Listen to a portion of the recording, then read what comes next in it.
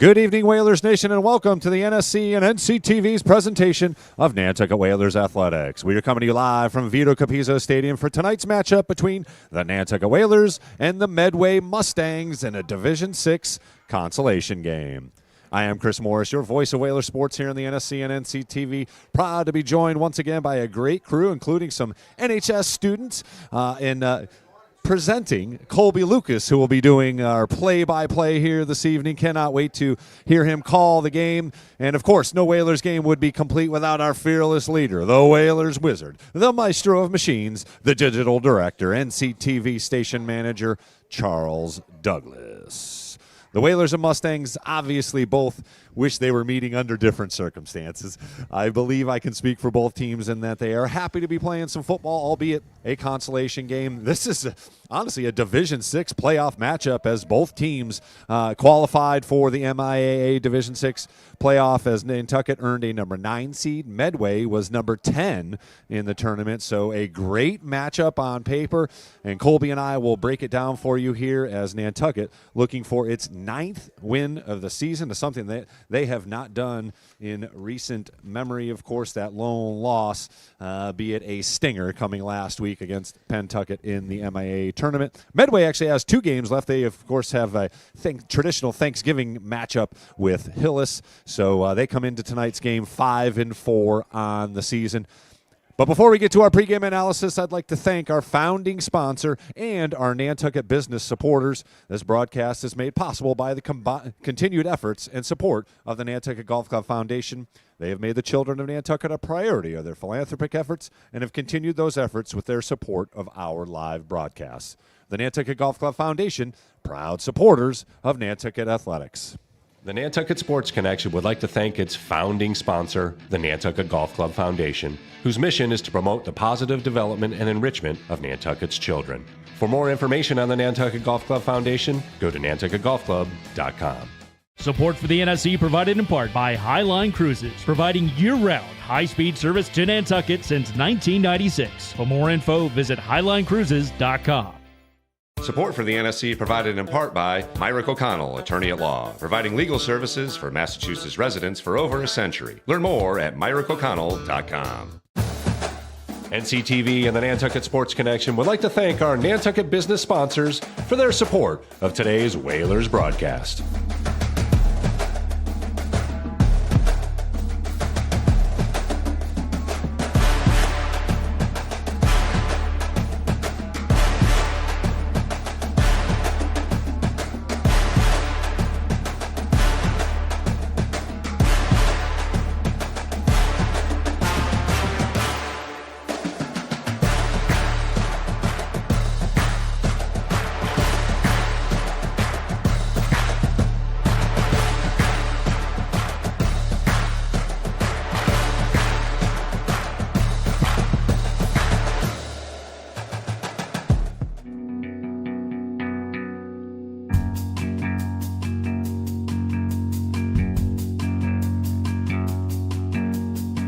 Want to welcome you back to Vito Capizzo Stadium as we continue our pregame festivities here in the consolation game. It was number 9 versus number 10. They don't line them up that way, but we've got them for you this evening right here on the NSC and NCTV.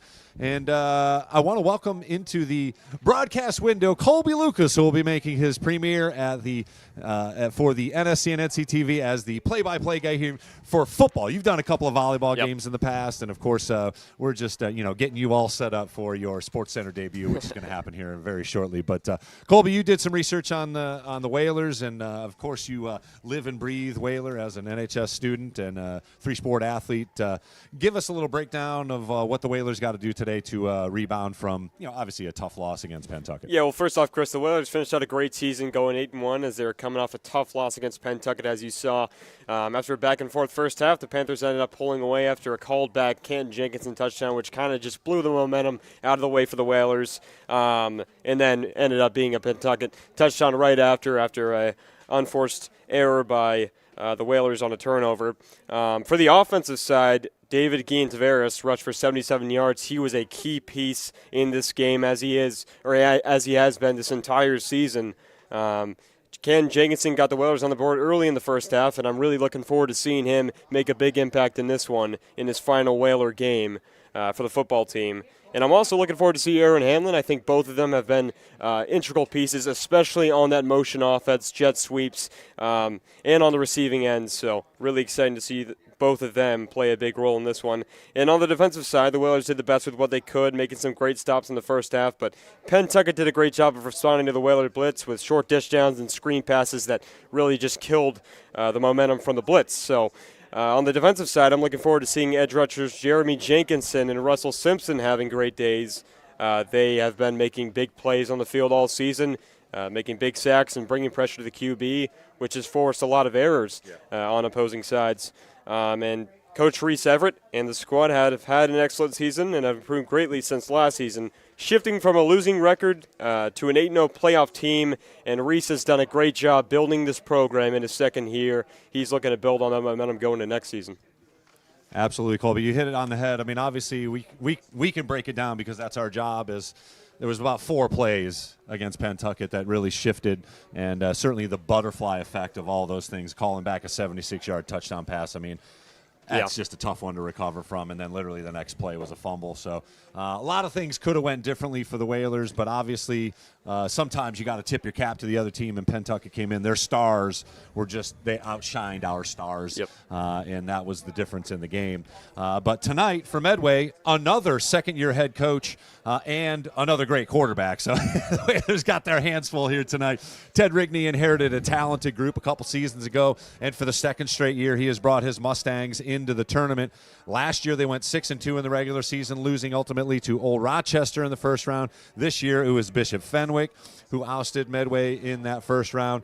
12 seniors, however, lead a Mustang squad that battled the likes of Ashland and Medfield in that Tri-Valley small conference. They finished the regular season 5-3, 2-2 in their conference.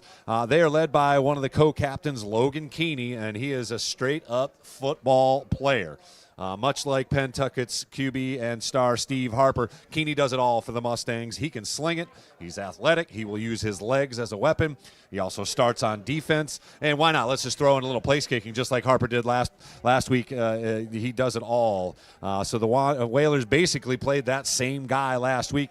And simply put, unfortunately, he was the best player on the field. So Nantucket's defense is going to have to make Keeney, if he's back there, a little more uncomfortable. The Mustangs have also gone with a sophomore, Troy Pinkman. He is not the overall threat as we see the Whalers coming onto the field here for their final home game appearance. But they are going to have to contend with a good receiving core. They got a big play guy, Jacob White, number 3, junior, number 10, Jack Havener, along with Aiden Tukowski and fellow senior Dylan Costa. Christian Cotilli, number 5, will get the bulk of the carries out of the backfield, and all those guys will get reps on the defensive side of things, much like the Whalers do, having guys going 2 ways. This squad rivaled the defensive end, Nantucket's in D6, giving up just 15.5 points through that regular season. They had 3 shutouts, 2 of those in back-to-back games to end the regular season as they entered the MIA tournament. Medway and Nantucket do have 2 common opponents as well this year. The Pentucket Panthers both defeated this team, albeit by just 1 point, and the Whalers unfortunately lost by 20. Score was not indicative of the competitiveness of that game. We both know that. But these 2 teams also played Falmouth East, defeating the Clippers soundly. So another good test for both teams. I think obviously Nantucket getting a taste of a better team, a team that's coming in, as a playoff team here already. Feeling that loss ultimately, but certainly that competitiveness should feed the fire here for the Whalers, and I looked for them to rebound here in front of the home crowd. Final home game for a lot of these seniors. I look for the Whalers to make this a much closer game than the one against Pentucket. Colby, what's your final score here, prediction? I mean, obviously we're just guessing, but we didn't do a good job of guessing last week, so let's do a better job of guessing here this week. What's your final score here this evening? I think my final score is going to be 21-19. Some solid offense, some solid defense. Just going to be a great game overall. As you said, this isn't the type of game these two teams want to be playing each other in. They've both had pretty solid regular seasons, and it didn't really work out for them. But I'll tell you what, these teams are excited for this game. You look at the Medway sideline, they're getting hyped. Obviously, Nantucket bringing the energy. So this one's going to be a tight match. It's almost uncanny how similar these teams are Really? with their matchup strengths and the seasons they've had. But I think Nantucket narrowly comes away with a victory 21-19 here. I hope you're right. I got another close game here as well. I think both offenses will be able to move the ball. They both have big play abilities, and I think the Whalers are going to eke one out here, just like you said. I think it's going to be a little more scoring, though. I think we get up to the 26-24 area, though. Another couple of close games, a couple of points away, and a tight, close game under the lights. So obviously, a chilly fall evening here on Nantucket. The wind has settled down a little bit. It was howling here earlier this morning. I'm sure that boat ride was a little bumpy as the ocean does its thing, but it definitely settled down a little bit. So the kicking game should be fine. Passing game should be no problem. And here's Chip Clooney with our player introductions. Coin toss happening out, and it'll be Colby Lucas on the call here very shortly as we get things going here for the Whalers taking on the Mustangs.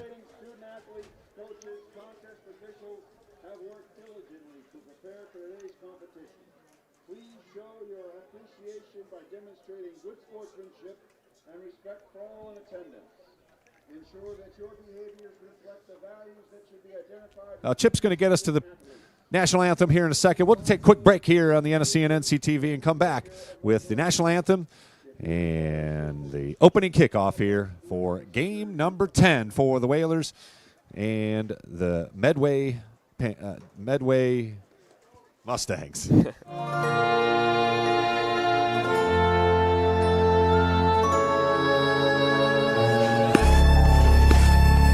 Nantucket Ice is about community, camaraderie, confidence, jumping in, and being part of a team. Falling, but getting back up. And Whalers control. Quick shot. It's about being part of the culture, friendships, experience. But ultimately, it's about being on the ice. Located in the heart of the island, it's about being a future for our youth, our families, our community. Come join us. Be a part of our community.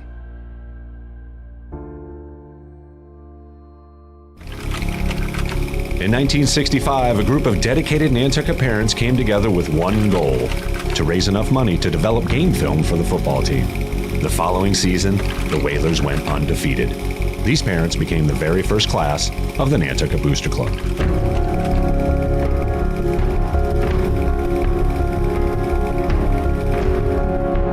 Over time, Whaler pride has grown into something far more than just wins and losses on the screen. I want to welcome you back to Vito Capizzo Stadium as we get all set up. The Whalers did win the toss here while we were gone, so they will, I'm assuming, defer. We'll see if they come out here. I didn't catch the actual action here, but we are getting all set up for our national anthem and the kickoff coming right up here very shortly from Vito Capizzo Stadium. Final home game for the Whalers. Move your hats for the singing of our national anthem.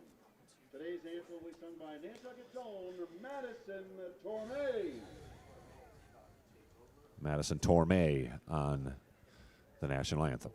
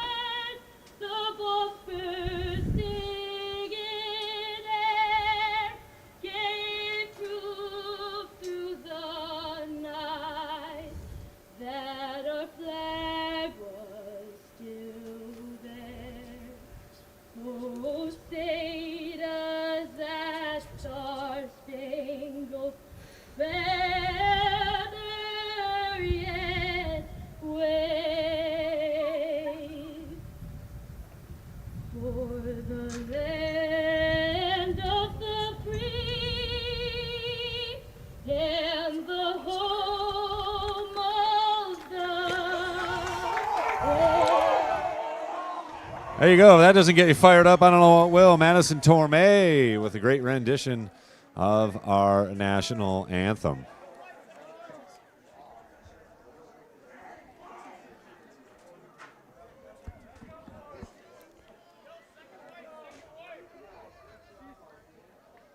And it will be the Whalers kicking off. Jake Clark getting set up to boot it off.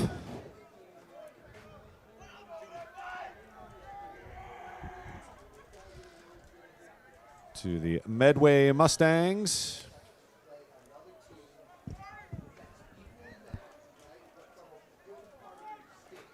I did see number 3, Jacob White, trotting back to receive. Can't see that other number back there.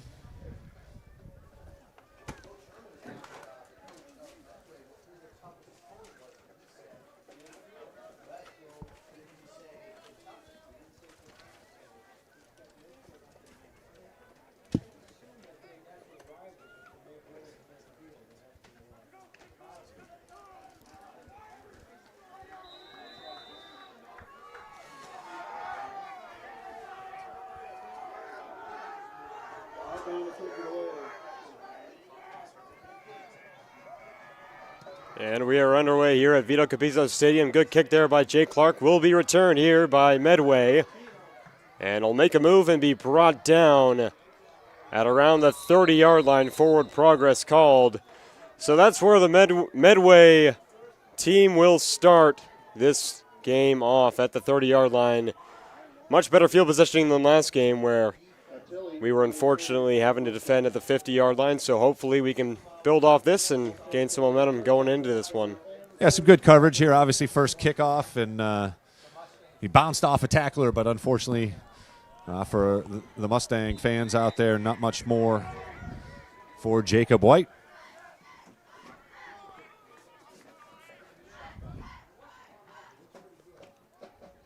And Medway takes a snap motion, and he'll take it himself and pick up about 5 there on the first down carry. Solid pickup there to start things off for the Medway Mustangs. Yeah, get used to number 4 handling the ball in one way, shape, or form. He's either going to drop back and toss it or he's going to keep it. Christian Cotilli, number 5, should see some reps at the running back, but it is going to be Keeney for as many plays as they can get him, as many carries or as many touches. He is there, Mr. Do-It-All for Coach. Yeah, it's not too often where you get a guy that can, throw the ball, run the ball, and kick field goals and extra points and kickoffs. I mean, he is just a really solid player overall for this Mustangs team. So 2nd and 5 here for the Mustangs. Another play action. This one's going to be a handoff, and that should be enough, or just around enough for the first down. Depend It'll upon be close the spot. on the spot. Yeah. Looks like they give him the 40. That should be enough. I see the first down referee called with that first down wave. So 2 runs and a first down for the Mustangs. Cotilli with a run and the quarterback, Keeney, with a run. Off the rip, it looks like this play-action offense is going to be what they're using with the effectiveness of the quarterback and running back. It's a dual threat here for the Mustangs. Yeah, that RPO is going to be in play for sure, run-pass option, and we'll see if the Whalers can make their adjustments and stop this Mustangs offense. And he'll take the snap, another RPO. This one's going to be a handoff on the jet sweep, and he's going to get some yardage there, but a flag down. Flag on the play. And that was Heavner, number 10, on that jet sweep. Yep, and that one's right at the 40-yard line, so it looks like this one's going to get called all the way back for the Mustangs. That is in the area of holding. Yep. That's exactly when the white where hat you want to throws see the that flag, penalty. it usually indicates holding, and it will be. Yep. So a first down run there negated by the penalty.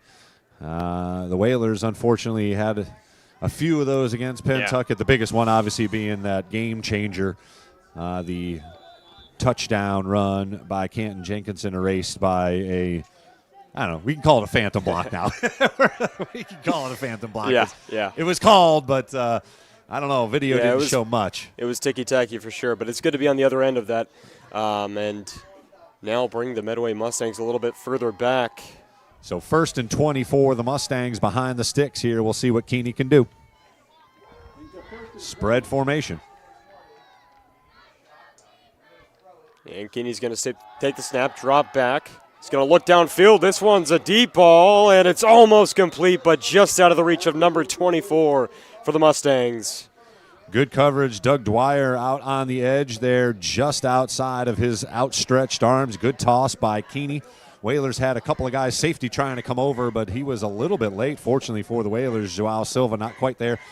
Slightly overthrown. Whalers get away with that coverage and brings up 2nd and 10. And that's another great thing about that penalty. Brings them back, makes them kind of forced to throw it, and take some deep shots down the field. Maybe force their hand and take away their strength. So here's Keeney, ready to take the snap once again for this Medway Mustangs team. 3 wideouts to the near side here. Takes the snap, and it's fumbled. It's on the ground.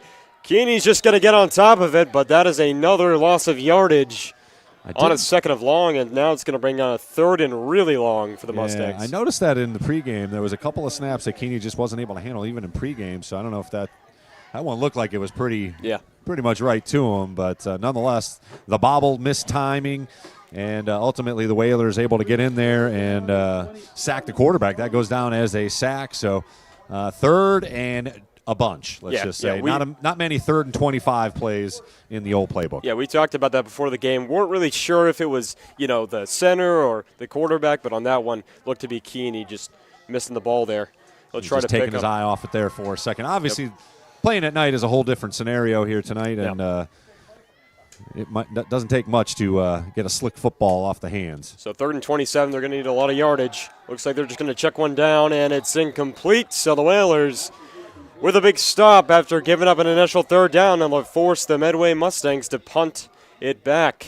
3 and out. Again, that was another one of those screens as the Whalers were not in a blitz formation. Good containment there. As you see, McKeever was keen to the play, and he would have probably come up and made the tackle well short of 1st down yardage. But a safe play call there, obviously, with the screen pass.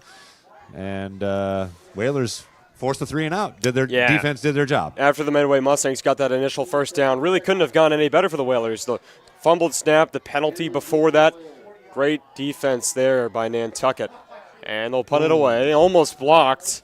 Good pressure. But here comes Hanlon on the recovery. He's going to muff it, and he'll just dive on top of it at the 40-yard line. So we're just going to blame the football. Slick football out there, folks. Night game. And Hanlon. But did the wise thing, jumped right on it. Whalers still a great field position at their own 40. Yep. Yeah, when in doubt, always just jump back on that football. Don't try to pick it up and gain extra yardage, especially on a punt where you're for sure going to get your offense back on the field. So good idea by Hanlon there. Senior Aaron Hanlon did the wise thing and just jumped right on it. So here comes the Nantucket offense here. Lombardi under center. He's having himself a great year, and so is David Guillen Tavares, and that's where the handoff's going to go. He'll pick up around 5 or 6 there. So a good initial handoff for the Whalers to start things off on the offensive end. Good safe call there by the offense. DGT doing work as he always does. The 210-pound senior grinds out about 5, maybe 6 even. Yeah, second and about – yeah, we'll call it 5. And one thing we've learned from this Nantucket offense is that if they have the option to run to DGT and it's effective, they're going to do so because he has been a really big weapon for them so far this year. And here it is again. He's going to get some yardage there, pick up a 1st down and a little bit more past the 50-yard line. Give him 8 on that one, so runs of 5 and 8 for DGT set up the Whalers 1st and 10 inside the Medway half. He's been explosive all year when he gets space. Not only just powerful, again, also he has speed, he has burst. He's a really good running back. And shown that he can catch it out of the backfield as well. Yeah, I mean, he made the most receptions last game. He had a ton of total yards. Great game for him last game, and looks like he's going to have a great game this game. Runs right over the defender, but he'll pick up about 3 or 4. They spot it at the 46, so just a couple yards for DGT on that one. He was met right at the line of scrimmage, but bulldozed his way forward. That dude doesn't go backwards. Yeah, those were a good 2 or 3 yards, I'll tell you that. So Lombardi's going to take the snap. This time he'll throw, Grimes. but flag down. Grimes moved before the snap here, number 10, so unfortunately he will get flagged for movement. So that brings them all the way back to their own zone. And those penalties have really just been a killer for this team so far this year, or not so far, in the entire year. Yeah. So it's going to be a tough challenge tonight as well. Second down and 13 for Nantucket. Chip Clooney says second down 13. I'd say second down 14 where that stick is, but either way, they are behind the sticks here immediately after the motion penalty. Takes a snap, and this one's going to be an inside handoff to Guillen Tavares, but nothing going there. Met by some Medway Mustangs defensive linemen for no gain. Bring up a 3rd and 13 for the Whalers. Give him a yard, ball resting on the 50-yard line. So 3rd and long for the Whalers, as well as both defenses have shown out after, unfortunately, stumbles from the offense. A holding penalty basically stopping the drive for Medway. A motion penalty on 2nd down, putting the Whalers here in a 3rd and long situation. Lombardi's going to take the snap, rolling out. He's under pressure. He'll find Guillen Tavares, but just out of his reach, and that'll bring up 4th down. Could have been a big play there. We saw that play a couple times last game where Guillen Tavares, as you can see on the replay here, they had it set up, 4 linemen in deep. Good play by number 14, getting in on that, though. Big number 55 kind of read the play nicely for Medway. That's Elijah Reimer, the junior, made it just difficult enough for Lombardi to try and complete that pass. Whalers to kick. And it takes a Medway bounce there the other way, and it'll be down at around the 20-yard line, it looks like. So Medway with decent field positioning here. We're on their 2nd drive now, and the Whalers look to get another 3 and out possibly and get the ball right back. So DGT with 4 straight runs and then an incomplete pass, so not much offense for the Whalers. Yeah, and a really solid initial drive there. DGT was rolling. It looked great, and then the penalty killed them on that one. 2nd and 8 to 2nd and 13 is a big difference, especially when you're driving down the field, so hopefully they can get back the momentum on the defensive end. Keeney takes a snap. Here goes the handoff, and it's no gain, even a loss of yardage there. Number the Whalers were right Ben in on Yates that. in the backfield. Ben Yates has made a big impact all year, and this is another great play by him. As you can see, he slashes in here from the left side. Good stunt. Broke up that play and got off the block and made the tackle himself. Great play by number 58. Loss of a couple. 2nd and 12 now for Keeney and the offense. He was under center there, so they'll put him anywhere. Yeah. And the Whalers are going to have to be ready for him. Ready for just about anything from this offense. Again, Keeney under center. Yep. Takes a snap, and he'll flip it off to his running back, number 5, and he'll get the outside. He's got some room to run, and that's a good pickup there on the 2nd down. Yeah, Cotilli on the run there, caught the edge. Again, power formation there. And expected Cotilli to make a big impact in this one. Whalers did limit him, though. Could have been a bigger play than it was. Jenkinson was out there, and about a 5-yard gain brings up 3rd and 8 based on the sticks here. So another 3rd and long situation for the offensive units. Neither team has converted a 3rd down.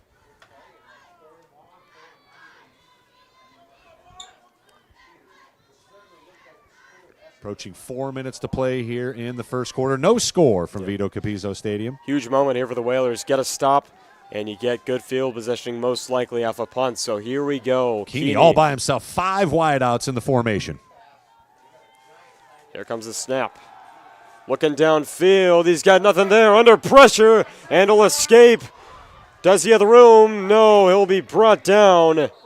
Real close to first down Real yardage, close to however. first Keeney down showing yardage. his speed, got it out to the 30. They give him the 31, and that is enough for a first down on 3rd and 8. Great heads-up play there by Keeney.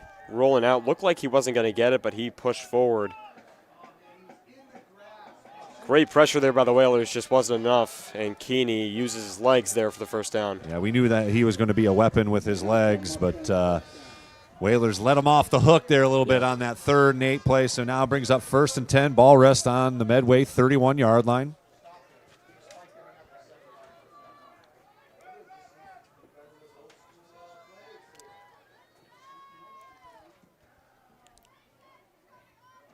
Keeney takes a snap on the first down. Another RPO. Now he's going to take it himself. Here he He goes. had Simpson. And he's got room. And it'll be close to another first down. Looks like he got the yardage. Simpson bit on it on the inside fake, and that was enough to give Keeney the first down yardage.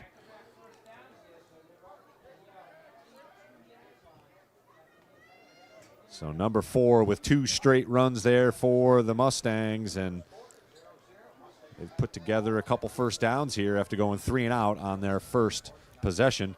Ball now rests on the 43-yard line, 42-yard line. Even so far, that RPO play action pass has been so effective for Keeney. I mean, it looks like that's going to be their bread and butter tonight. Just one pass play for both offenses. And going to have to call a timeout here as they had a little bit of trouble getting the play in. So we'll keep it here, however. Obviously, just underway here, just short of just about 2 minutes to go here in the first quarter. Neither offense really getting anything going here. A couple penalties on both sides. So a slow start, we can officially say here. But Medway's put together a couple of nice runs here. Mr. Keeney's doing his thing, and they're going to have to contend him, keep him in the pocket. Again, just make him uncomfortable. They did a good job on it. Unfortunately, unable to tackle him ahead of the sticks, and he was able to get just enough. Needed 8, got 9 to get the first down. And, he's just a good athlete. He's just a football player. Yep. He's one of those guys that you got to try and contain him. It's going to be a try. You will not be able to contain him completely. But the Whalers, I think, match up very well so far. Pentucket, in that Pentucket game, you kind of saw their offensive line move our defensive line. Yep. That has not happened here. A couple of tackle for losses already, a good quarterback pressure. So the Whalers match up nicely and are using their quickness effectively on the defensive end. So 1st and 10 for the Mustangs here as they come out of the timeout. He's going to take the snap. Here's number 10 in motion. He'll take the ball, and it's a fumble on the way. 75 with the ball, and that Andrew Lavin jumps on it. Lavin. And I hear rumors of his family tuning in from across the pond internationally over in Scotland, I believe. So hello to the Lavin family and Andrew right there, number 75, as you can see on that replay. Jumping down, the senior was the Whalers Player of the Week. So great job by number 75, jumping on the fumble. Yeah, great play there by Andrew Lavin. The improvement he's shown from freshman to senior year has just been really fun to watch. Great play there by him, and great play there by David Guillen Tavares, punching out the ball, making a play for the Whalers. They're going to get the ball in good field positioning. Talent on the defensive end as well. Here comes the jet sweep to Hanlon. He's trying to get the edge, and he will get it, pick up some yardage. Still on the move, and it'll be brought down. It just looks like Hanlon's got no room along the sidelines, and then all of a sudden he just cuts it up and dances down the sideline for about 10, maybe 11 yards. We'll see where they spotted it. Looks like he really made something out of nothing there. Could have even been a loss of yardage, but they gave him first down yardage. Moving the sticks are the Whalers. Great field position to begin things, and Hanlon picks up exactly 10 yards to move the sticks. Lombardi takes a snap, rolls out to his right, trying to find Eli McKeever. He will, and McKeever will go down, and that is another first down for the Whalers, it looks to be. Let's see where they mark it here. They give him about 8 yards on the reception.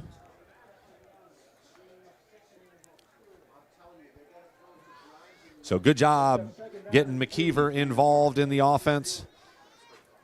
Again, a multi-sport athlete. Plays a little catcher on the baseball team with you, Colby. He's definitely the floor general of that baseball team. Yeah, he's a great player on the baseball field, I'll tell you that. So it's going to be DG5 on the pitch play. Blocked by McKeever, and that will be around the sticks. See where they mark him, but... Yeah, not much doing for DGT on that run. Maybe got back to the line. Good movement by the defensive line. As you can see, they had a couple of bodies there containing the edge. Tavares tried to go forward, but we're going to give him no gain on that run. Already his 5th carry as we approach the end of the first half. Under a minute to play here, about 38 seconds and counting. Whalers looking to punch it in after the fumble. And it'll be a handoff to McKeever, and then again is nothing. And he did not get the first down. No, not even close. So that's 2 big stops there for Medway. And it's going to bring it up 4th down. You got to think they're going for it with how they've been playing aggressive offense this season. Got to take advantage of the turnover deep inside Medway's territory. And it'll be the Whalers calling timeout here. We'll take a break on this one. We'll come back here with the Whalers facing a 4th down and 3 at the Medway 32-yard line. We'll be right back.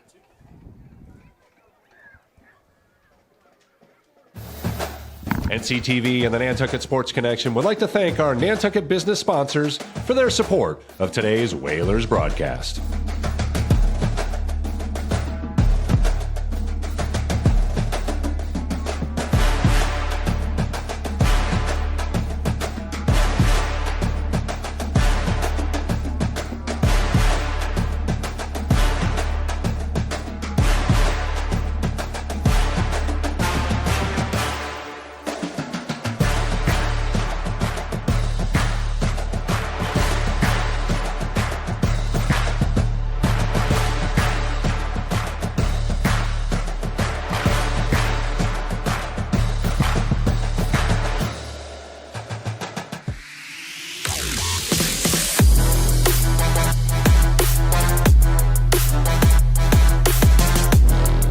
First hoop, Simpson gathers for Nantucket.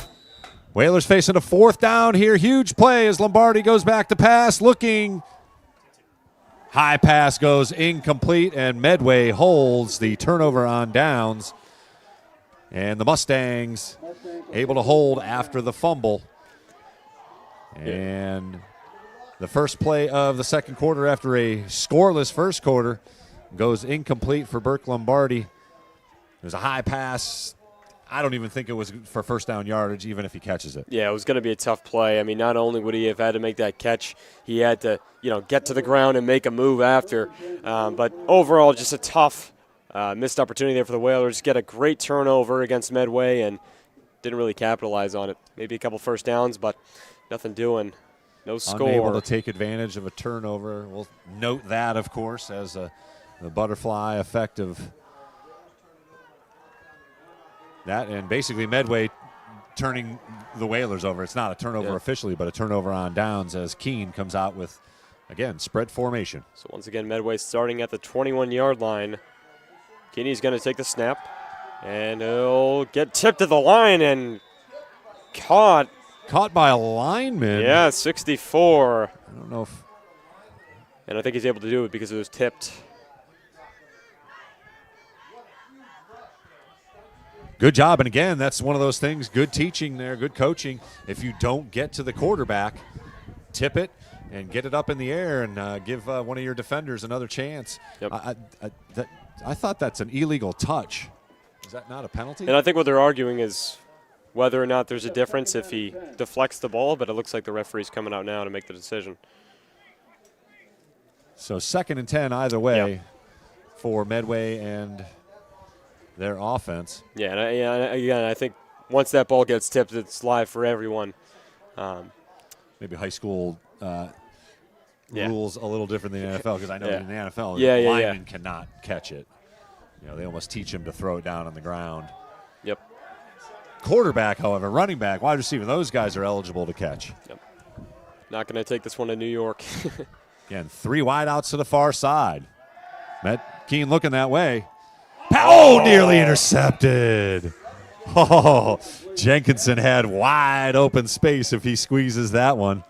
Yeah, Jenkinson was laser focused on that QB, ready for the run. Wasn't really looking for the pass or the interception, but he almost got to that one. That would have been right to the house.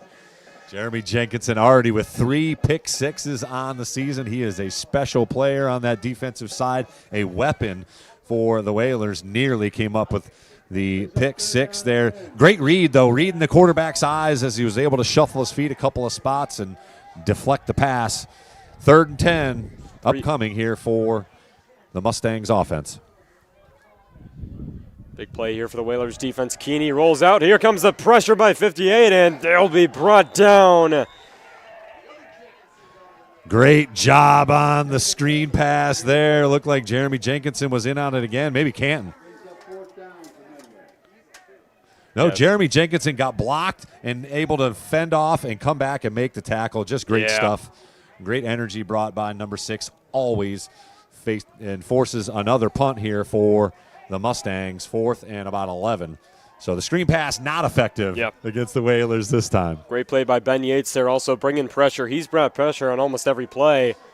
Great job by him. So now it'll be Aaron Hamlin returning, and it looks like he'll just let it bounce down to the 40-yard line where Medway will pick it up. A flag on the play. This should be interesting.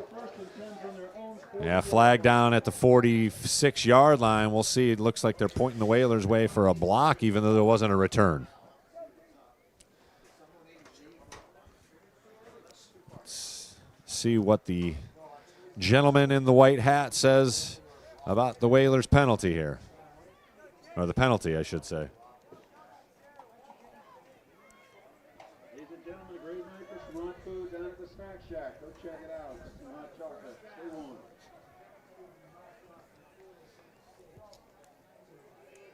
Still no signal as they continue to discuss things. They're setting up the sticks here, though, so maybe they're picking up the flag. Looks like it.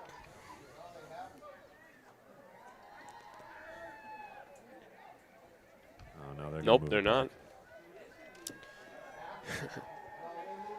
Yeah, it looks to be a holding on It's interesting the that they Whalers. let them set up the sticks and then moved it back. Usually they let them know. So 10 yards on the holding brings it back to the 30-yard line. 1st and 10 with 10:56 to go here in the first half. Still no score. Mark Lombardi takes a handoff, and he'll bring it right to. Looks like McKeever again on the carry. Yeah, Eli McKeever been really involved on those handoffs, and he's done a great job as both a receiver and a running back. Give him about 4 on the carry. It's McKeever's 2nd carry. He also has a catch. But again, both offenses sputtering here a little bit to get things moving. Medway's had a couple of first downs in their last drive. Whalers yet to get a first down. Lombardi rolls out to his right. This is where he's most effective. He's going to try and launch one, and that one's going to go out of bounds. Intended for Eli McKeever down the sidelines. He was definitely looking deep for Silva, Yes, he but was. unfortunately Silva was double covered. Yeah, it looked like obviously Silva was his first read, and then McKeever was his second read. Kind of just got rid of it on that one. So it'll bring up a 3rd and long here for the Whalers, something they've had to deal with a lot here so far in this 3 game. drives, 3 3rd and longs. Yep. Going to have to do something to make it a little more manageable here on 3rd down if you're going to string together first downs. Yep. Gorgeous day here at Vito Capizzo's Field. I'll tell you what, this is what high school football is all about. Big Friday 3rd night down under here lights. for Lombardi and the Whalers. He'll drop back in the pocket, steps up, and now he's going to run with it, trying to make a move, and he does! What a play! Got just enough for first down Yeah, yardage great across play. the 40. Great play by Lombardi. Stays in the pocket, and here's where he makes the move. Great juking right to the right Knew side exactly for the where the first sticks down. were, too. Smart by the sophomore. Got it right down after he got that first down. Great play by Lombardi. Play you'd see an upperclassman making, so great heads up. Playing by Lombardi as the Whalers will try and continue this drive and build off that momentum for the first down. McKeever in motion. Here comes Lombardi. He'll throw it to Jenkinson. Here comes Jeremy Jenkinson. Flag down. But a flag down. It looks like he's going to take this one all the way to the house. And this has been seen quite a bit of times so far this season. A flag's going to take this one back, but a great play for the Whalers and Jeremy Jenkinson. I don't want to torture myself by going back through the video, but this has got to be the 4th or 5th touchdown that the Whalers have had negated by a penalty throughout this season. It's tough to watch because you see a big play happening and you just have to look up the field for a flag. It's tough. And this one is going to be a huge momentum killer for the Whalers. Yeah, Jenkinson as a tight end, certainly a weapon. We haven't seen much of that, but certainly he shows why he can get some more touches. Yeah, well, he's made such a big impact on the defensive side and on the blocking side as a tight end that we haven't really, seen his, passing game, but there you saw it. He has legit speed, legit power, so if he gets room, he's going to make you pay. But it'll bring up a unfortunately, 1st and very long for the Whalers. The penalty happened downfield, so 1st and about 18. Oh, great play there! McKeever all alone. He's going to take this one to the house. Great play by the Whalers. Touchdown, McKeever. Eli McKeever, back-to-back touchdowns. This one stands. No flags, no flags. Whalers score a touchdown. McKeever to the house. Just looked like a busted coverage there. Great play call. McKeever was all alone. 66 yards on the McKeever catch and run for the first touchdown of the game. Whalers up 6-0, looking to add on the extra point. And that's a play we really needed after that play was called back and there was no penalty on this one. So McKeever walks into the end zone with a touchdown. He's got the 2 passes that were complete for the Whalers. Snap good, hold good, and the kick Arms is go up. Good. Took a little while for the guys to call that. A little left, yeah. They had to converse with each other there a little bit. But 7-0 Whalers up. So Eli McKeever, 2 catches, 74 yards, and a touchdown. He's got both completed passes by Lombardi. And, again, that was another quick throw, and Eli McKeever did the rest as he was wide open on the blown coverage. Well, when you look back on that play, I mean, great route by McKeever, just a stop and go, and he was all alone after that. Lombardi, good heads-up play finding him, but McKeever, great job with the route and eventually making the catch and run for the touchdown. And got to love, again, a relatively safe play there that McKeever turned into a touchdown. Yeah. But a great rebound from the penalty, erasing a touchdown for Jenkinson. The Whalers put one in on the next play from scrimmage. You do not see that very often. Yeah. That's like the hitter hitting a foul ball home run and then coming back with the next pitch for a home run. And that's exactly what we needed. I mean, it wasn't just that play. There have been a couple of momentum killers. The penalty on the first drive, and it's great to see the Whalers coming up with a big play of their own that isn't called back. 9:22 to play here in the first half. Clark with a low liner. Bounces outside the 20, and it'll be returned across the 30, and that's about it. Catilli unable to break free of the tackle, so good coverage by the Whalers. It'll be 1st and 10. Upcoming for the Mustangs, now down 7-0. Yeah, and the defense has done a great job so far limiting Medway. Sorry, I almost got confused with Medfield. But they've done a great job limiting them, and they haven't really gotten anything so far, even forcing turnovers. So hopefully we continue that defensive momentum and get another stop. Just a couple of first downs on that one drop. The Whalers ultimately forcing the fumble to get the ball back. Couple of running backs in the backfield with Keeney.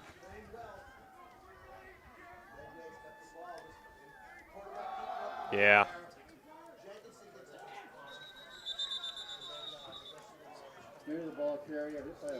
Keeney just so effective on those, scramble plays. He can just take it up the middle.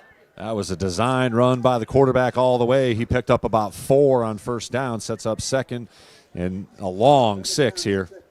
So not a bad game there for Medway on their first down play. So the Whalers will try and rebound and shut Medway down here on a 2nd and 6. 4th possession for the Mustangs here in the first half. They've had 2 punts and a fumble. Keeney takes a snap, high Another one, high and it'll be snap. handed off, and look at that. Ben Yates again all over that one. Blowing it up he's in the making. backfield, baby. He's been all over Medway. Looks like somebody watched some film before this one. Again, another He's stunt. just getting right in there. Cotilli had no chance. So huge play there for the Whalers. That's going to bring up around a 3rd and 8. 3rd and 8 indeed. After the loss of yardage. So 3-yard loss on 2nd down for Cotilli and the Mustangs offense, bringing up yet another 3rd and long here for Keeney and the offense. Well, the rebound of the defensive line in this game has been fun to watch. Ben Yates, David Guillen Tavares, Andrew Lavin all having big games so far in this one. And now here comes a big 3rd down. Let's see if they can bring some pressure on this one. And that's going to be a completed pass. 1st down yardage. For Aiden Tukowski for Medway. So 1st down there. The senior wide out. Little pitch and catch there out on the outside. Whalers just a step late on the coverage. Canton Jenkinson out there. But it'll move the sticks here. Big 3rd down conversion. Their first 3rd down conversion for the Mustangs, 1 for 4. And the ball will be on their own 47-yard line. 1st and 10 right in front of us.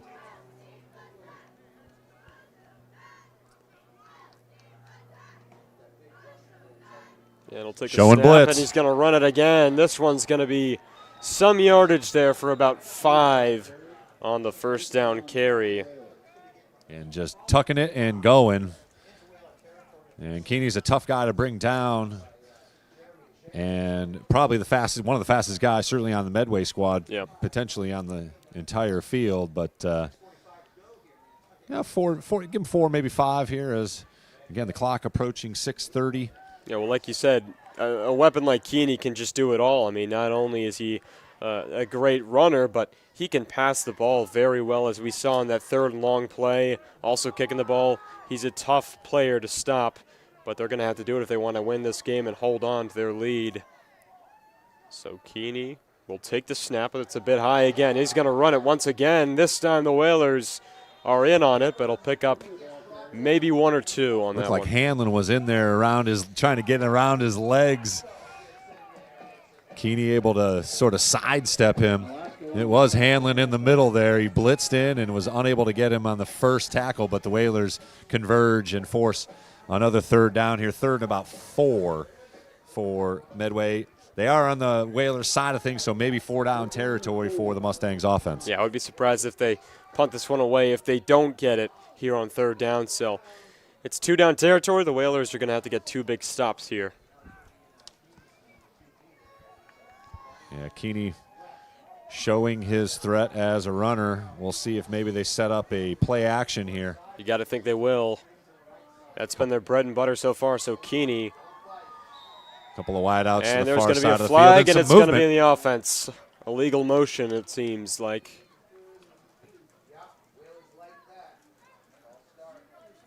So some movement by the offensive line will set up 3rd and long once again. That's a huge play. It goes from 3rd and 4 to 3rd and 9. That's especially huge in 4th down territory, where now you have 2 plays to get 9 yards rather than 2 plays to get 4 yards. So big difference there. Huge penalty. You know, but again, we're speculating here. An incomplete pass, you're probably not going for it on 4th and 9, whereas an incomplete pass on 4th and 4, you'll probably go for it. So a huge difference in the play call here and the situation for the Mustangs as 3rd and 9 all the way back across their own side of the field. The ball resting on the 48-yard line. Clock approaching 5 minutes to play. Huge 3rd down here for the Mustangs offense. So Keeney's going to take it himself. He'll roll out to his right. A holding right and there. Run, and No now he's going to flag. cut it back to his Reverses left. field. And here he goes. He's got room.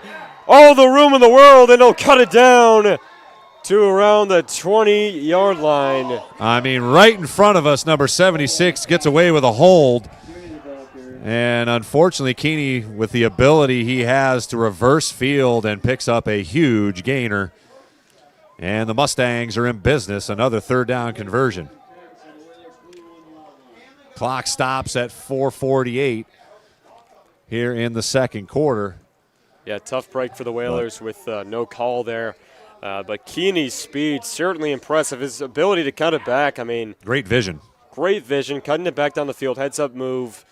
And when he got open field, he was kicking it into high gear. So here he goes again, another play-action pass. This one's a handoff. Cotilli. And Cotilli's going to pick up some solid yardage there on the first down.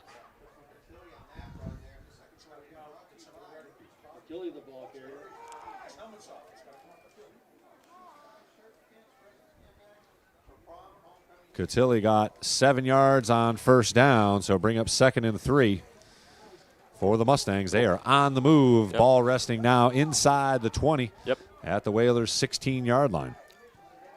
So now they're going to need to stop them in the red zone. Again, one of those turnovers. Now it's absolutely in 4th down territory, so going to need 3 stops here. 2nd down and 4 for the Mustangs.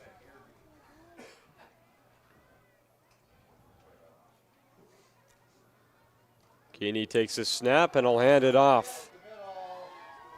Grinding ahead for some more yardage, Cotilli. It looks like he'll be close to the sticks there. Great fight. Whalers ran on it. Hanlon got in there quick, but just short of first down yardage, so 3rd and about 1. Solid second attempt there by the O-lineman to push Cotilli close to the first down sticks, but will be just short, so it'll be 3rd and a short yard. Clock approaching 3 minutes to go here in the second quarter. Whalers up 7-0. Mustangs on the move, looking to punch it in here and potentially tying it up. Definitely their best offensive showing here as far as stringing together some first downs. And obviously aided by that big play from Keeney. And it'll be timeout called by the Mustangs, their second. We will hang on to it here. We got plenty to chat about. Obviously, the end of the fall season, sort of. We've got a cross-country meet coming up here. A couple of kids qualifying for states, so good luck to them as they get ready to run tomorrow, actually, is the meet off island. And, a great fall season here. A few teams qualifying for the postseason, including boys soccer. And girls soccer just missed out on it. You guys had a great season out on the golf course, picking up a banner yourself. Yeah, no, that season was a lot of fun. And, only playing in the program for 2 years, I had a lot of fun. Coach Herrick was great. The whole coaching staff, Hal, Dano, obviously Nate Roberts is great. So had a lot of fun playing golf, and I'm happy to be a part of it. It's always fun to get out on the golf course, especially when you get to wear the Whaler name on it. So. Absolutely. And you get to go and hang out at a couple of cool places, too, between my Common Golf Course and NGC. No doubt about it. All around our Cape with some great golf here. Big 3rd down here. 3rd and 1 for the Mustangs. So it'll be Keeney. QB sneak it. And this one's going to be close. The Whalers were right in on it, but we'll see if he got it on that first attempt. Umpire waving the hands as a first down. He got just enough. He needed one and got one. Good initial effort there. Right there, he's got the first down. Whalers able to push back, but as you can see, he did dive forward for just enough. And it'll be 1st and goal as the ball rests across the 10-yard line. So no first down opportunity for the Mustangs. They got to punch it in here. They got 4 downs to do it. And the clock approaching 2 minutes to play here, so not we'll easy. have to see if they leave any time left for the Whalers to respond here in the second quarter. Not already easy. up 7-0. Again, Keeney under center here. Keeney's going to take the snap, pitch it back to his running back. back. Not much room to operate there on that short side. Could not get the edge, so good Whalers stop there on the 1st and goal. May have lost a yard. Looks like he did.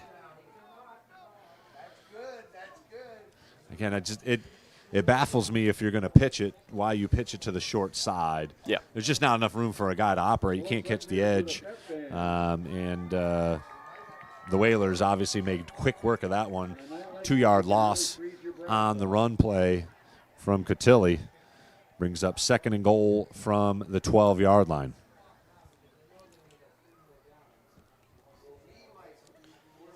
So low scoring first half. It's been all defense so far. Medway trying to punch themselves into the end zone and get some sort of score on the board. They're going to have to make some big plays here at the goal-to-go situation. Here comes Keeney rolling out to his right, and he's under pressure. Pump fakes. Throws it to the end zone. It is caught for the touchdown. He got his feet in, according to the ref. So a big Medway touchdown. Great play by Keeney. Heads-up play on the run under pressure. Finding his guy. Pretty amazing play.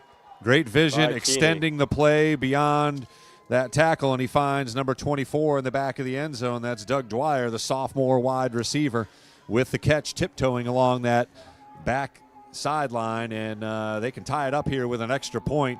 Keeney was the difference on that, no surprise. Yeah, tough sequence there for the Whalers. 3rd and 9, got a big gain. Might have been a holding call that wasn't called, but they took advantage of it. Keeney runs for 30 yards on that play, and now makes a great play here. So I'll kick the extra point. He will attempt the extra point, up and good. Yeah. So we're tied at 7 here, under a minute to play in the second quarter. Both teams have scored here in the second quarter. The Whalers score on back-to-back plays. Unfortunately, one of them taken back by a touchdown or by a penalty.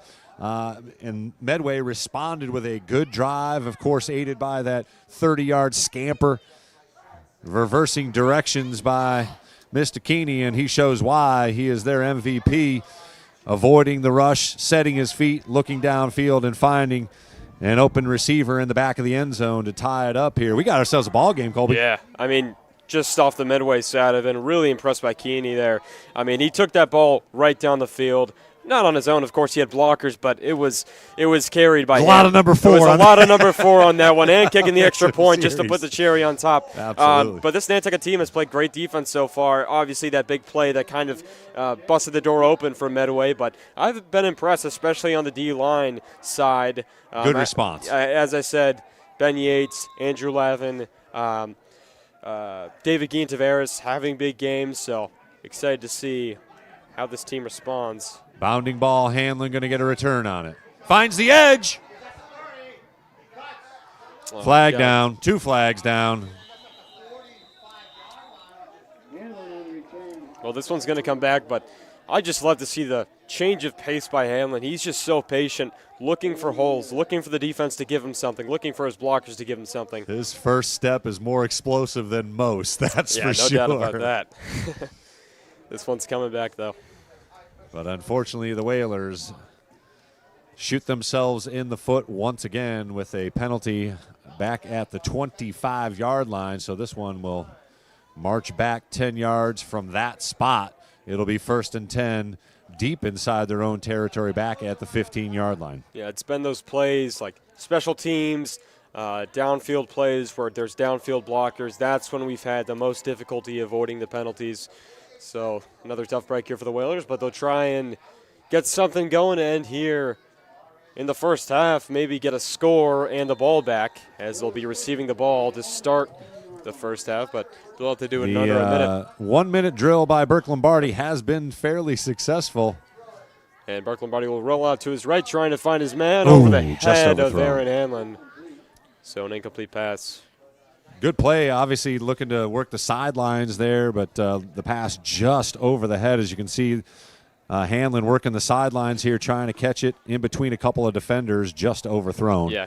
Good play attempt, though. Good play attempt, Snuck absolutely. him out around that sideline, and Lombardi had just enough time on the rollout. Just slightly overthrown. 42 seconds now left here in the first half. And I like their aggressiveness to pass the ball downfield. Maybe that was sort of an issue in the Pentucket game. Maybe a little too conservative on plays like that, so glad to see them getting downfield. And here's a pass to Tristan Grimes, and it looks like he'll get out of bounds. Quick hitter for Grimes there. And good yardage, brings up a first down. He got about 11 on the pass play. Great play to get the first down and also get out of bounds. Saves a timeout For the Whalers. Actually, no. Looks like they he was just give him a inbounds. Looks like he was tackled out of bounds. So the Whalers will call a timeout, save some clock. here with 32 seconds on the board. Long way to go. So, again, unofficially, I've got Lombardi 3 of 7 for 85 yards. Of course, the 66-yard chunk play to Eli McKeever put the Whalers on the board.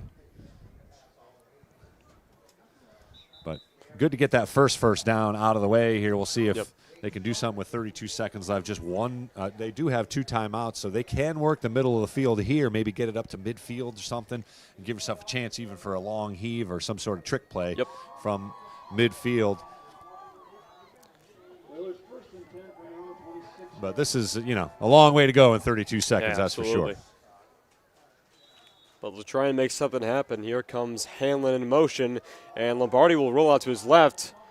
Throws it away. Looking for Joao Silva, but just over his head. Kind of just threw that one away. Good pressure by Medway on that one, disturbing the timing of Lombardi's route. It's almost the same sort of weaving play for Hanlon as he tried to make his way to the near side here for us, but not enough time for Lombardi to find him. No, and that was a bit of an unpredictable play there for Medway because Lombardi loves rolling out to his right. They were trying to catch him off guard maybe, but Medway was all over it, brought the pressure regardless, and got Lombardi in an uncomfortable situation, just made him get rid of it. So just 26 seconds left for the Whalers offense here in the first half. 2nd and 10, as Colby said.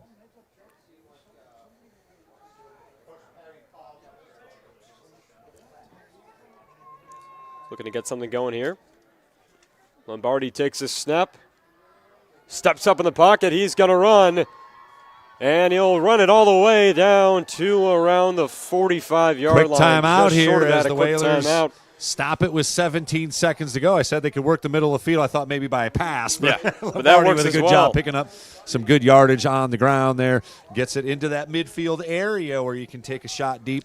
Do want to say if anyone is watching and if they want to chime in and say hello from afar, even those folks from Medway off 495 there, do so on our Instagram. It is @Sports Connection.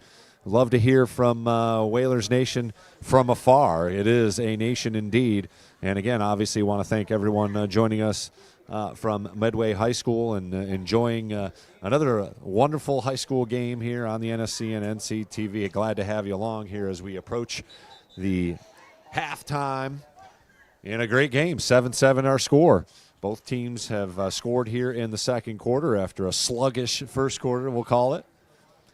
Let's see if the Whalers got some late second quarter magic here. 17 seconds to go. Still 1 timeout for the Whalers.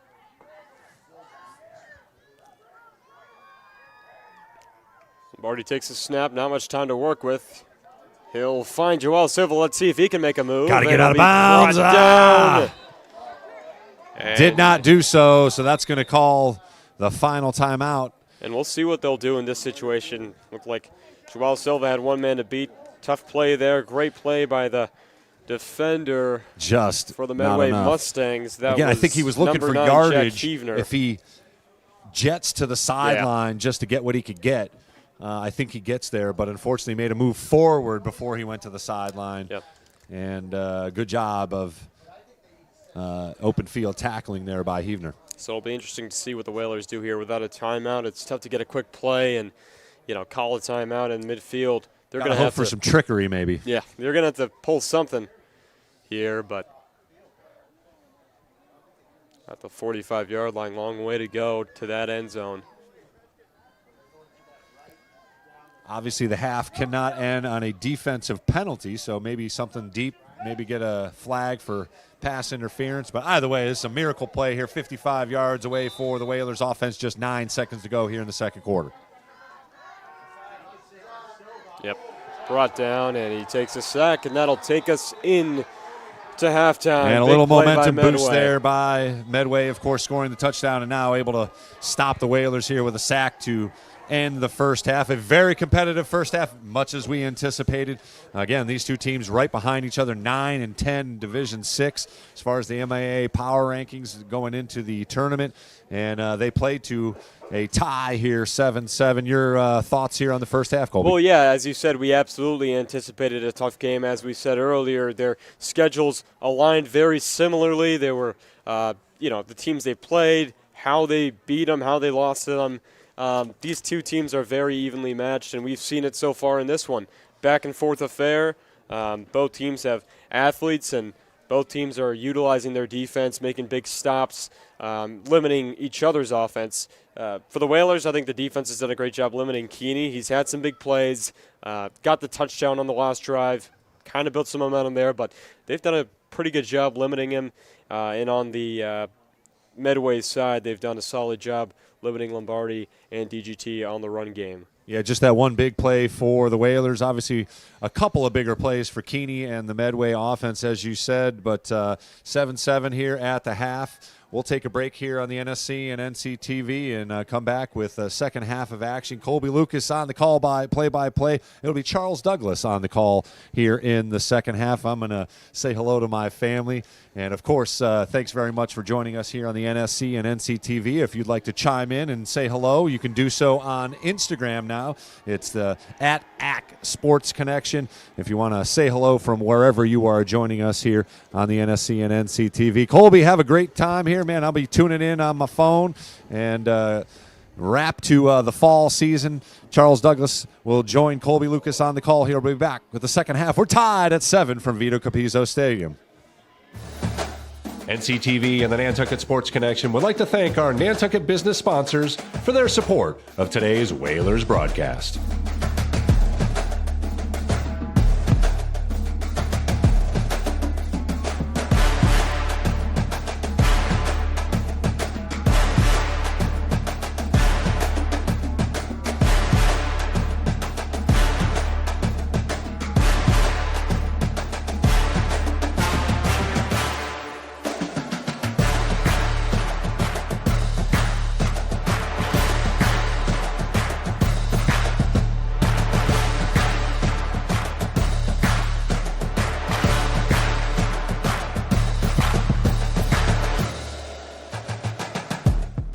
The Nantucket Sports Connection would like to thank its founding sponsor, the Nantucket Golf Club Foundation, whose mission is to promote the positive development and enrichment of Nantucket's children.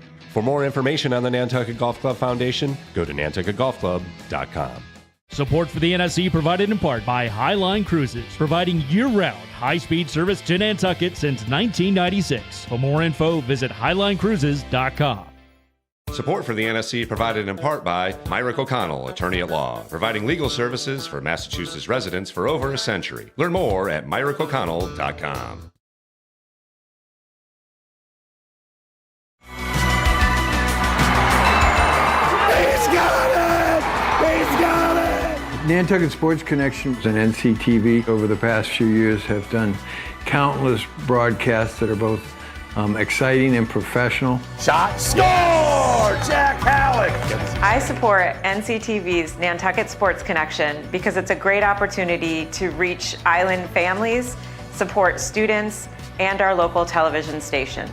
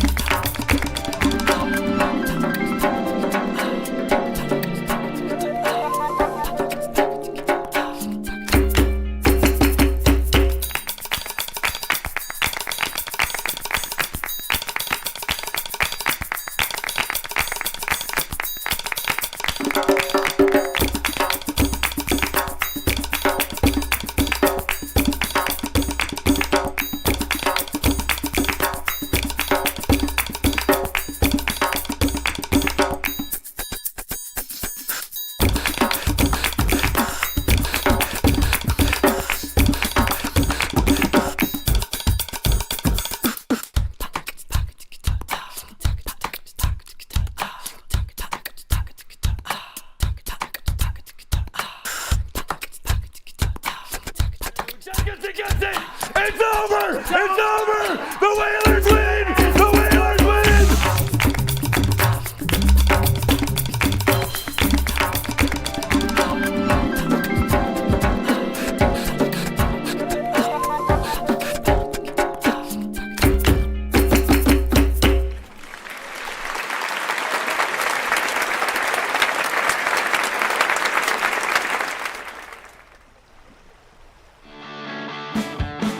Girls are strong.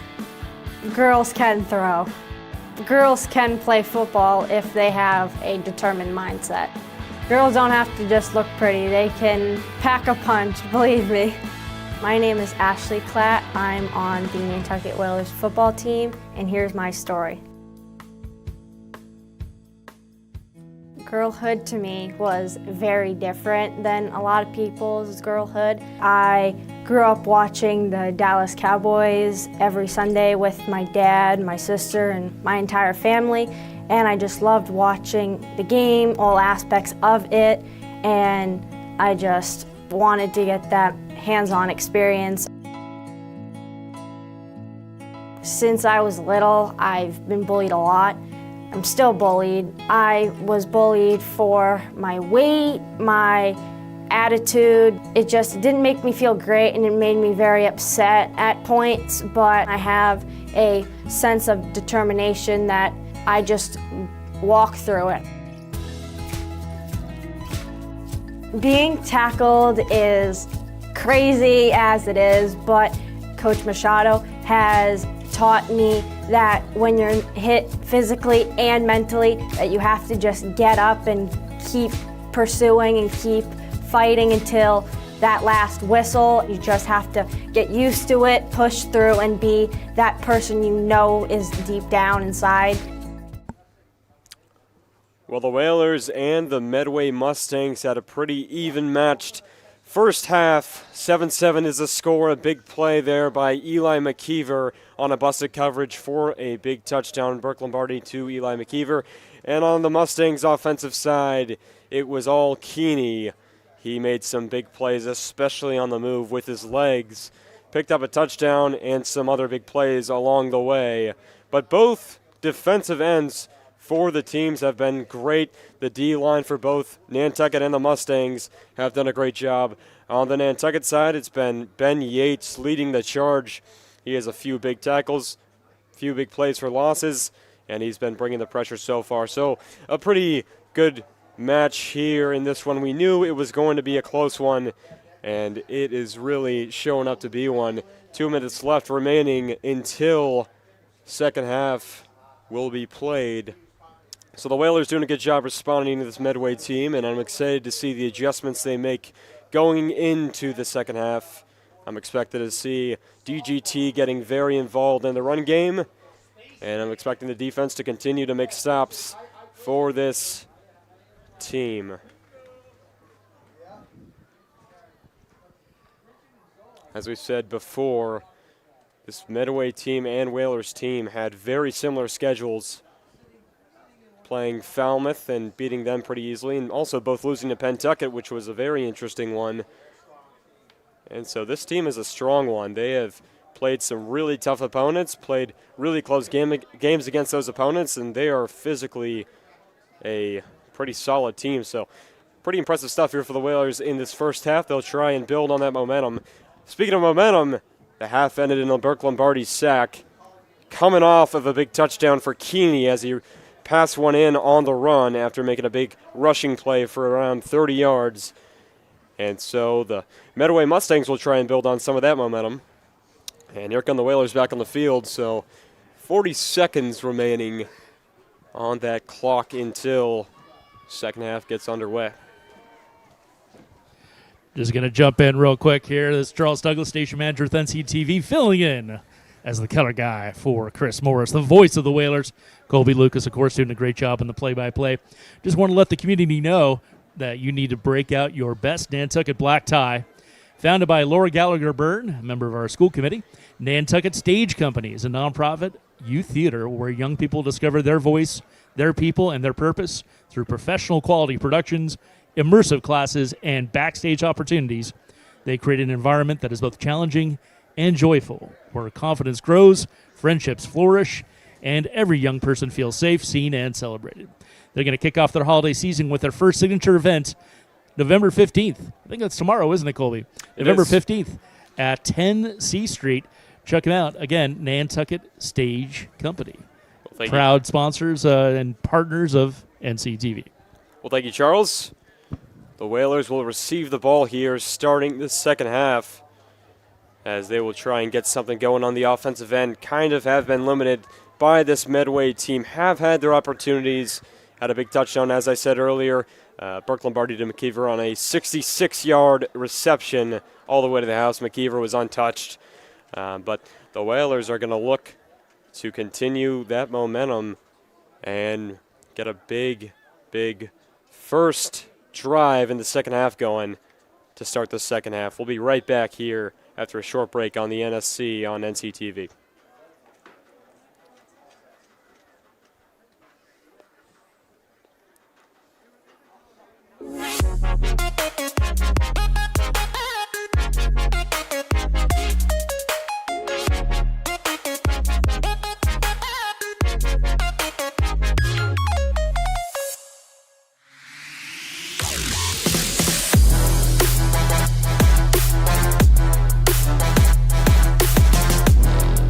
First hoop, Simpson gathers for Nantucket. Francis over to Aguilar. He'll look for three. Got it! Huge shot from Cup.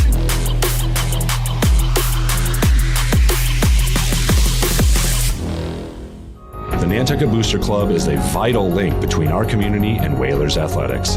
Volunteering for the Booster Club, it's a blast. More than money, we need members. We need to build our community bigger and better to help our student athletes prepare for the next chapter in their life. Welcome back.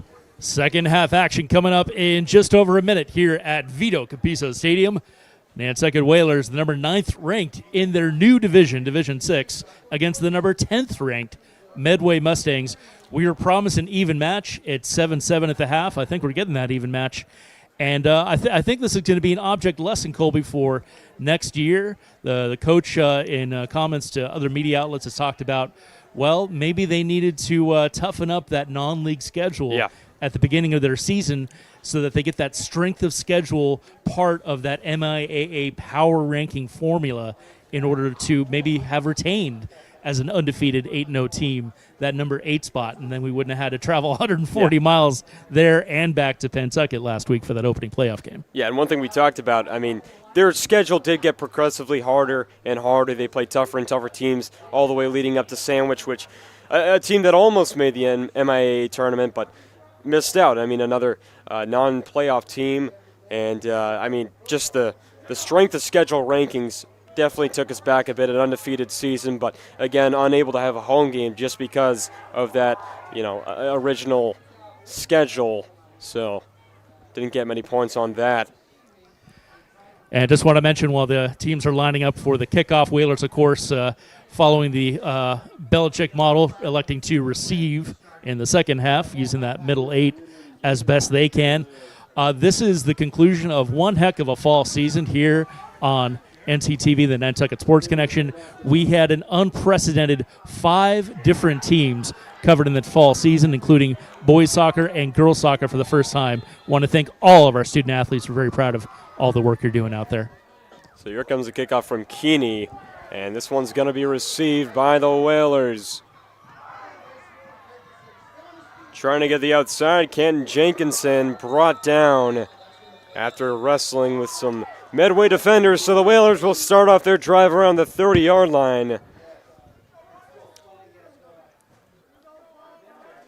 And they'll try and get something going, but Whalers take over 1st and 10 on their own 30-yard line.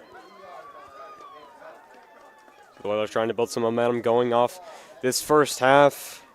Maybe get something going, especially in the pass game. And getting DGT involved will be a huge factor on the Whalers' success in this second half. So here we go, the second half of play at Vito Capizzo Stadium, Lombardi under center. An RPO, and he'll hand it off to McKeever on the jet sweep. McKeever trying to find the edge, but nothing going. Medfield defenders met him right there. So it looked like no gain for McKeever. We'll see the replay here. Good play by Lombardi, tucks it under, and McKeever just couldn't find the edge. The Medway defenders are all over it, and nowhere for McKeever to go. So a few yards picked up by McKeever. Good job getting something on the play. And that'll bring up around a 2nd and 6. 2nd down and 6 for Nantucket. Hamlin in motion. He'll get the ball here on the left side. Trying to attack it. He'll find some room. 1st down and more. And it'll be down past the 40-yard line. Good pickup there by Aaron Hamlin. Again, we talk about it so much. The change of pace has his patience right here. And here comes the speed. Aaron Hamlin finding the edge, getting some room. And he'll be brought down around the 42, 43-yard line. It'll be the 42-yard line. 37-yard line. So good play there by Hamlin to start things off here in the second half. And the Whalers trying to get the offensive side rolling here.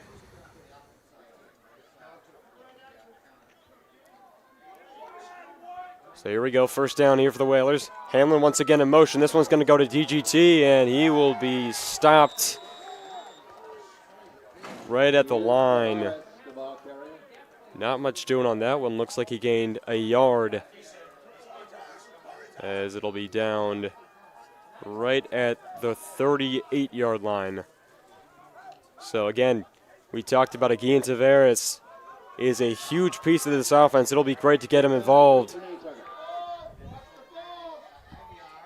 But that'll bring up 4th down, so a punt.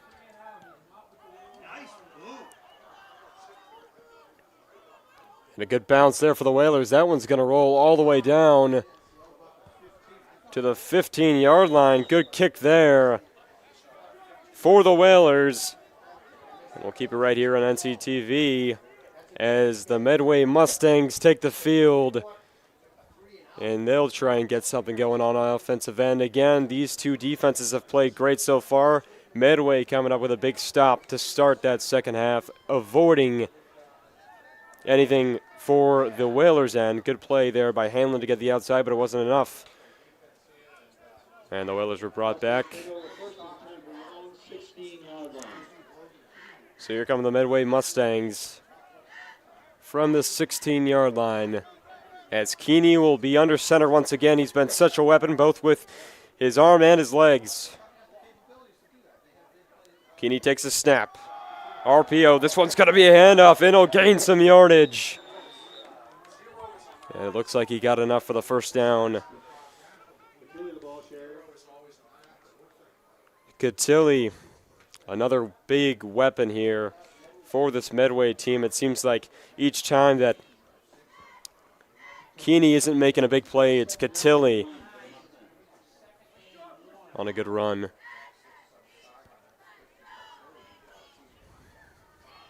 So it'll actually be 2nd and 1, just short of the line to gain for the Mustangs. So tough situation here for the Whalers. Got to stop Keeney from getting 1 yard in a few plays. But here he goes, takes the snap. He's going to run it himself, and he'll have enough for the 1st down and a little bit more. Good tackle there for the Whalers. That was number 9, Joao Silva, but didn't happen until after Keeney picked up that big 1st down run. And Medway starting off the drive with a big 1st down. First down of the second half for either team. And Keeney continues to be effective on the run. Just a tough player to stop. You know, he's just so powerful on both the running side and the throwing side. So can't say enough about Keeney. He'll be in the shotgun motion, number 10. And there he goes. It's number 10 for Medway. Finding some room down the sidelines and picking up the 1st down. That is Jack Heavner, the junior receiver for Medway, picking up a big first down, and that'll move the chains. Once again, Medway finally finding something to work with on offense. Whalers had them shut down in that first quarter, even going in midway through the second quarter, but at the end of that first half, Medway, a big score, and now they're trying to double it up with something here to start the second half for their offensive end. So 8 minutes to play here in the third quarter. Medway's having some success on the offensive end.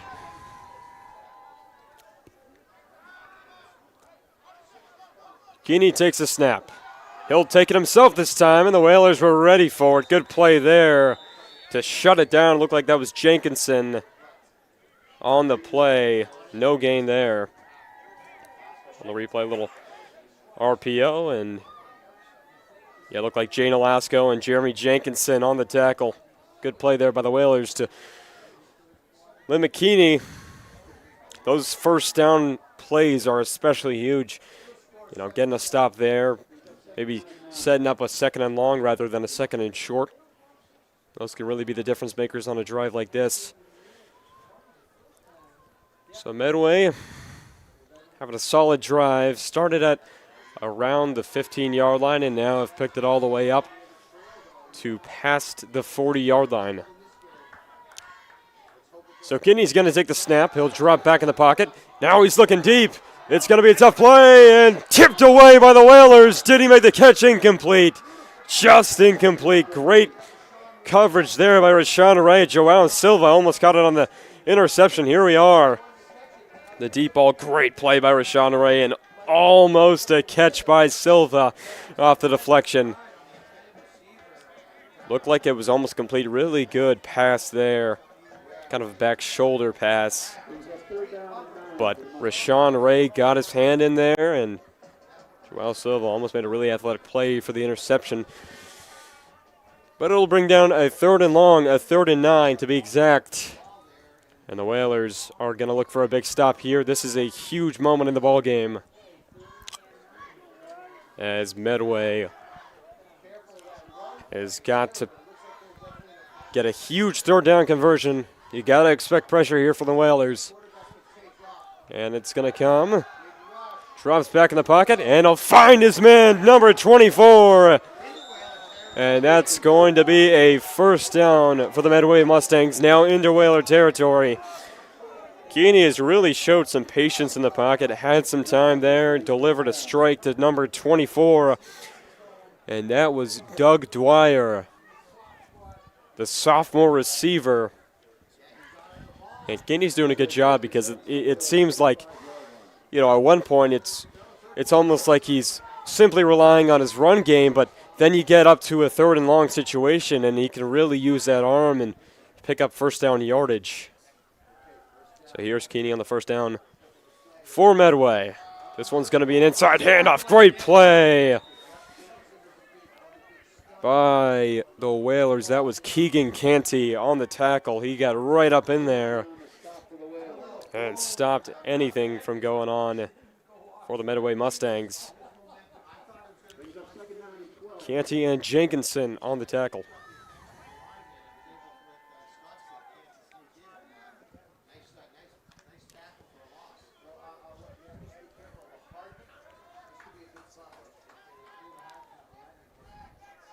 So 2nd and 12 after the loss of downs off a big Keegan Canty tackle.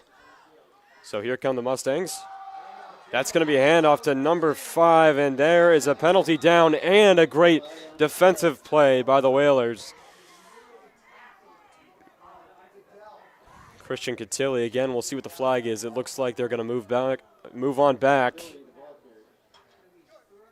and it is going to be a 2nd and long, or also a 3rd and long, but a 2nd and longer.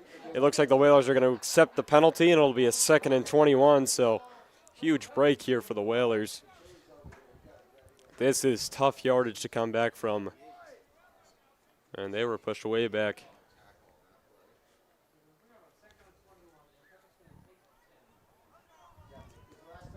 Good decision there by the Whalers.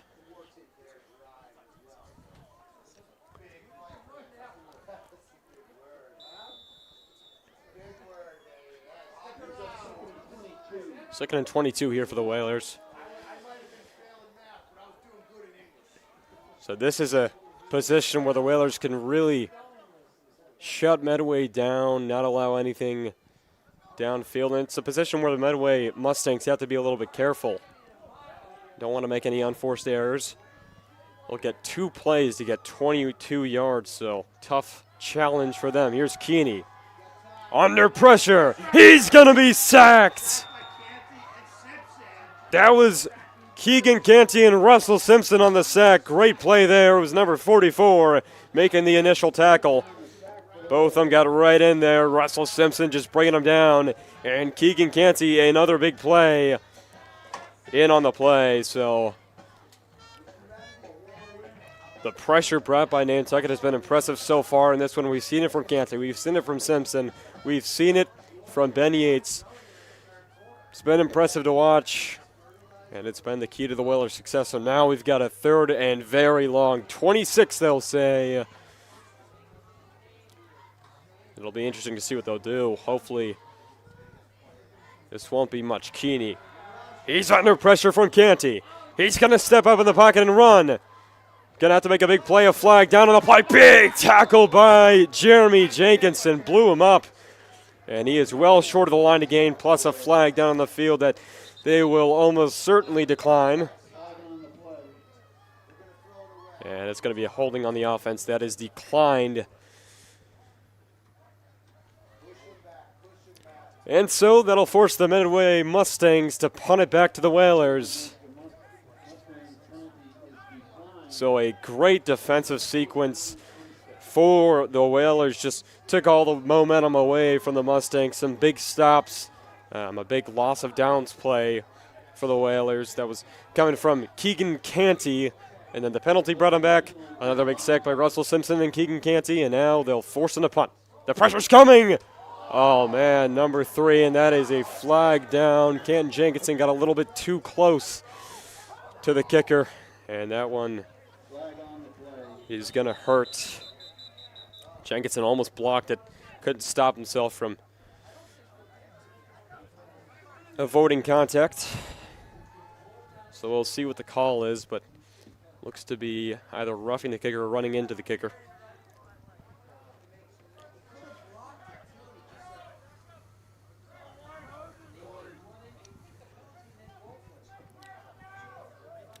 So we'll see what the referees decide here. Big call.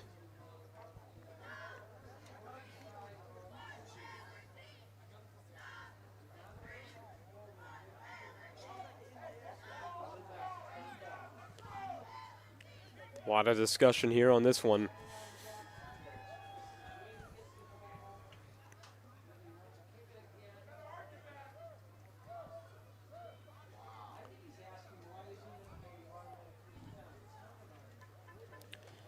And it'll be interesting to see whether it's going to be an automatic first down or not. It looks like it's the Medway coaches aren't happy about it, so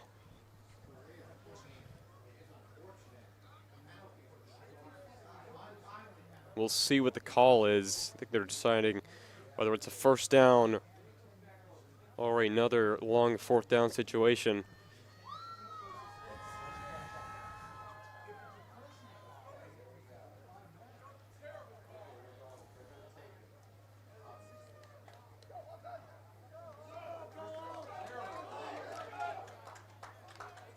And here comes the Medway. Here comes the Medway offense back on the field. After long talks, it is going to be an automatic Medway Mustangs first down. So very tough break there for the Whalers. And they'll have to make some stops on defense. I mean, you bring up a 4th and very long situation, and it turns into a first down for Medway. Not what you want to see, but hopefully the Whalers can battle back and continue to show the defensive effort they have been this whole game, especially in this half, to start things off.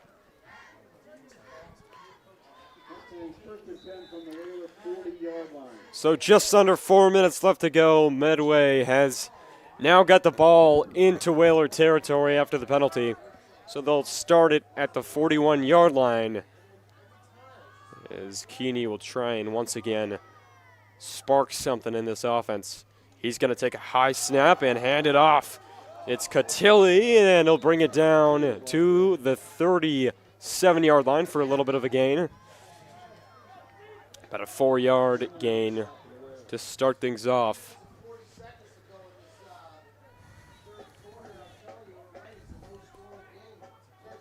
So 3.5 minutes left. It is a low-scoring game. 7-7 is your score.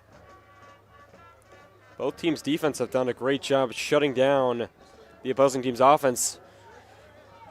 And Medway caught a huge break with that roughing the kicker call. Able to get the first down and get into Whaler territory. Now trying to capitalize off of it. Here's a 2nd and 6. Takes a snap. Keeney looking. He's got time. He's going to roll out to his left and now run. Penalty flag down as he'll pick up a good amount of yardage, 5 or 6, just short of the first down, but this one is bound to come back. We'll see what the call is on the field. Well, Colby, I guess it's laundry day here at Vito Capizzo, but these penalties, as we can see the head ref on screen there. Well, this one's against Medway apparently, but yeah, that was a real momentum killer. The Whalers, after kind of not doing much with their first possession of the half, really had the chance for good field position and gave it up. Yeah, they did. And as you said, laundry day, but you know, it is good to see it happening on both ends of the field. Last game against Pentucket, we were unfortunately picking on more flags and committing more penalties. But this game, it's been pretty even. Medway picking up their fair share of penalties. A very tough one, though, on that roughing the kicker call. But this one's going to help. It'll be 2nd and 17, so bringing back 10 yards.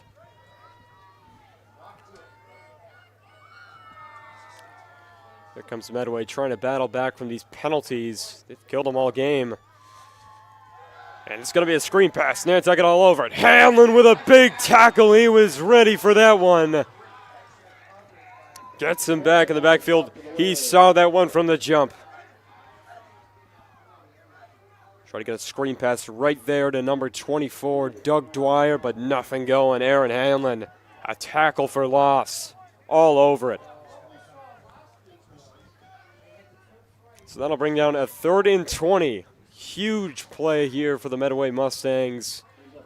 All the way back to the 50-yard line the Whalers have brought them to. So, I mean, so far in the second half especially, but also in the game as a whole, it's been a battle of the penalties. Both teams have committed their fair share and have been impacted by it. At first, it was Nantucket being impacted by the penalty in this drive with roughing the kicker, and now it's Medway who find themselves 10 yards back from their original spot.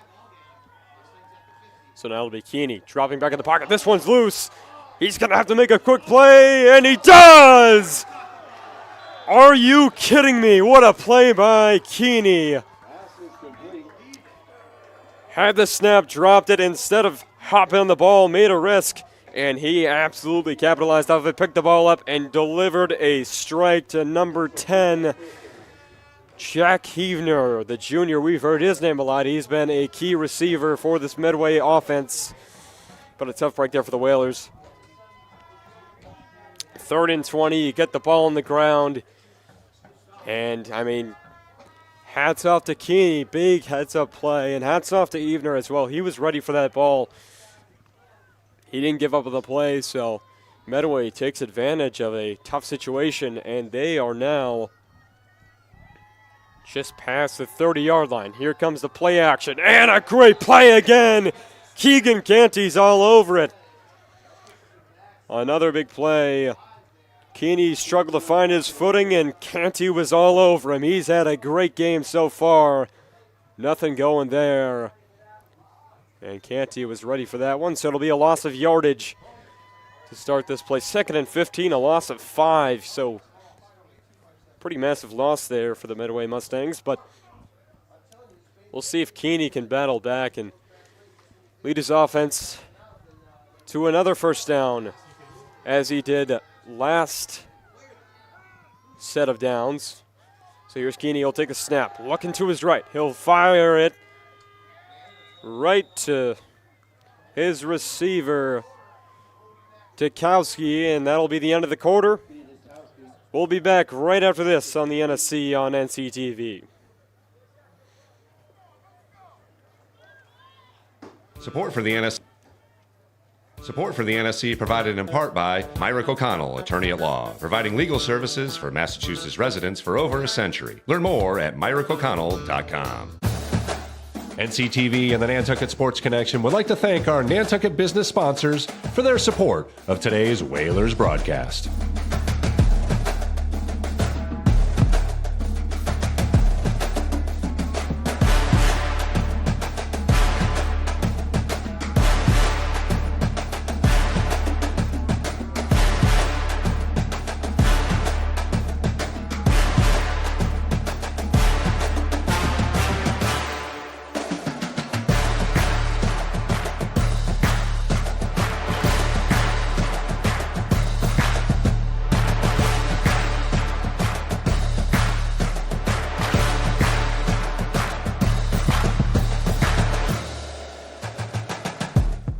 The Nantucket Sports Connection would like to thank its founding sponsor, the Nantucket Golf Club Foundation, whose mission is to promote the positive development and enrichment of Nantucket's children. For more information on the Nantucket Golf Club Foundation, go to... Well, we welcome you back here to Vito Capizzo Stadium of our coverage of Whaler football on the NSC on NCTV. Right now, the Medway Mustangs are driving, but the Whalers looking for a big third down stop. Here's another big play.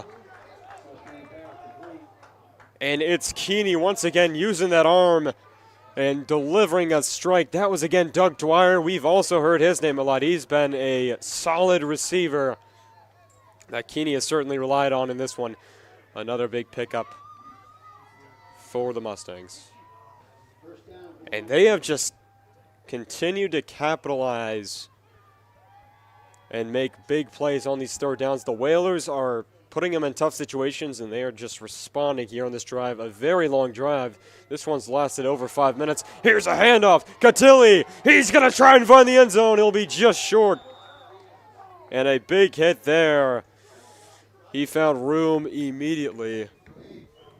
And that was a booming hit, but finds room immediately, cuts it back to the left side. He got real close there, and what a hit there by Eli McKeever.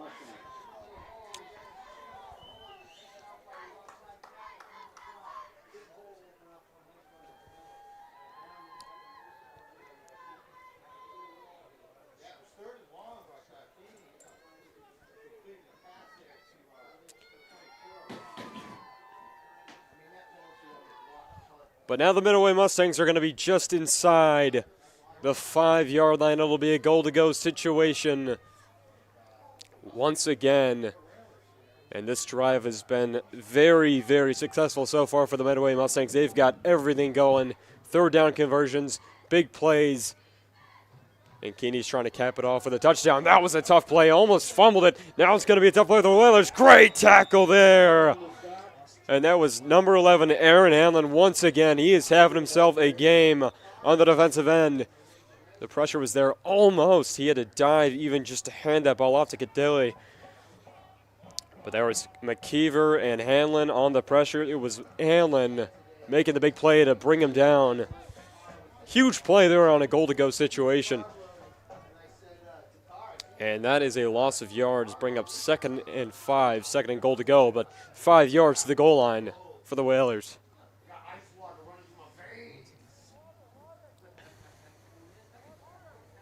And Nantucket's going to take a quick timeout. We'll keep it right here on the NSC on NCTV. It's been all Medway so far in the second half. Whalers had a tough 3-and-out to start the drive in the first half, and since then, it's just been one long Medway drive. They took down the whole third quarter all the way into the fourth quarter. This drive has continued. So great stuff there by the Medway Mustangs team. And they'll try and cap it off with a touchdown. Great play on the last play by Aaron Hanlon, stopping Catilli from getting to the edge. So a little bit more room to work with for Medway. And here he goes, the handoff to Catilli. Another great tackle there for Nantucket. Hanlon once again with a trip up. Looked Looked like that was also Bedell on the play. Here we'll see in the replay. Hanlon and Bedell on the play. So here we go, a 3rd and goal. And they are staying at that 5-yard line. Great job by Nantucket, not allowing Catilli and Keeney to rush in for any more yards. And that is going to bring up another goal-to-goal situation. Call it 6 yards to the goal line. So 3 downs at the goal, and they've lost yardage every play so far. Yeah, I mean, you couldn't have asked for anything else from the Whalers other than maybe a turnover, but this has been a great defensive stand. They're trying to cap it off, but you got to remember, Keeney has had such success on these 3rd down plays. Let's see if this continues here. Keeney takes a snap. Pressure coming. He's got time in the pocket. Nolasco rolling out. He's looking for him. And this one's going to be intercepted by Joel Silva. Here he goes. And he'll be tackled down at the 15-yard line. Joel Silva. Big heads-up play there. The pressure by Nolasco came. He was not ready for it. And Joel Silva took advantage. Took it out of the end zone. I think we call that the opposite of a broadcaster jinx, Colby. You said we need a turnover, and look what happens. Exactly. Obviously, a little bit of extracurriculars after the play, some frustrations getting worked out on the field down there. Of course, the final game of the season for both teams, but one heck of a stop. That would have been the first time, if they had capitalized, that Nantucket has been behind at a home game this entire football season, but not today. Yeah, there you go. And you could also call it a broadcaster jinx because I said Keeney's been doing such a great job staying composed on that 3rd down. There is a penalty on the play. The refs are talking it over. We'll see what this is all about.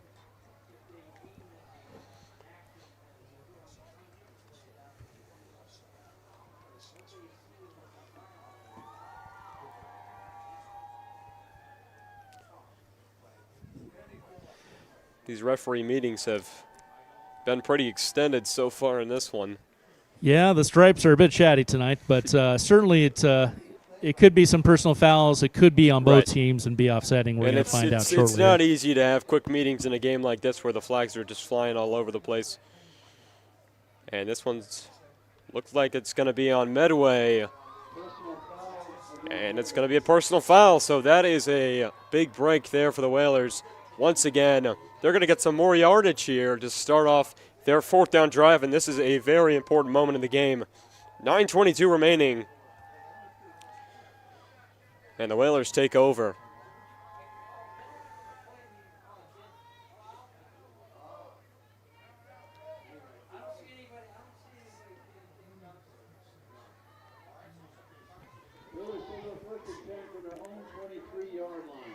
So as you heard from Chip there, the Whalers will take over at their own 23-yard line as they'll try and get something going, build off the momentum from that Joao Silva turnover.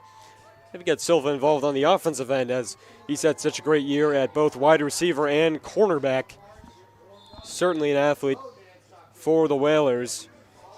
So here comes Lombardi in the shotgun. He'll hand this one off. This one's going to go to Hanlon. Hanlon's going to make some room. He's down the sidelines, breaks a tackle. Here he goes, makes another move, past the 50, and he'll get down around the 45-yard line. And there is yellow flags all around the field. And this one's going to come back after a big Aaron Hanlon play. That was a great call there by the Whalers. Hanlon made a great play getting down to the sideline, but once again, these big plays have just been tough to match, but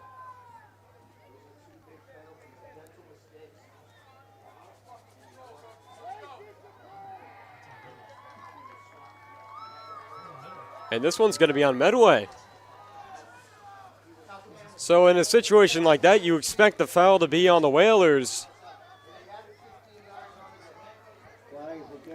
With the flags being around the linemen, but this one's going to be on Medway. It's going to be a personal foul, add 15 yards onto the Hanlon play. So a huge sequence of events here for this Whalers offense. They needed a play like that, and it's going to be a timeout for Medway.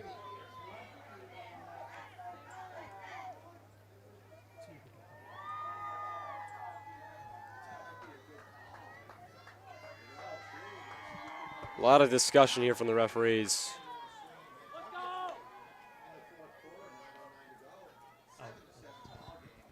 Yep, timeout for Medway as they'll talk things over in a big sequence of events here for the Whalers. We'll take a very quick break here on the NSC on NCTV, and we'll be right back for this Whalers drive. Big play by Aaron Hanlon to get things going for the offense.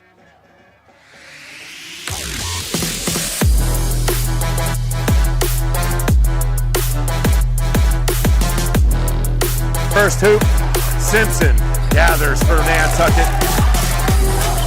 Francis over to Aguilar. He'll look for three. Got it! Huge shot from Cup.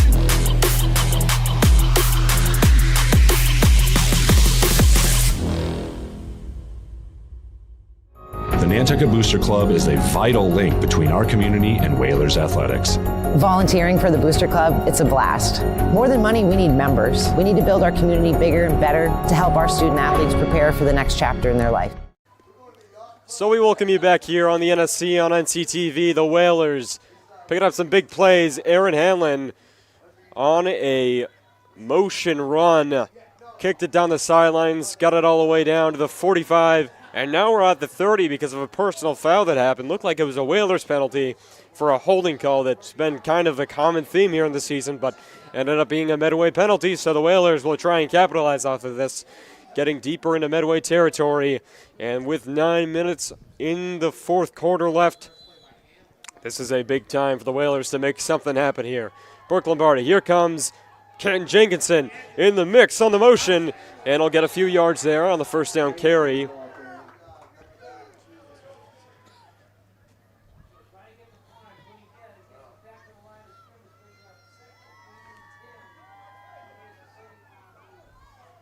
And we'll just get right back to the line of scrimmage, actually. Did not pick up anything, so it'll stay at the 30-yard line, and the Whalers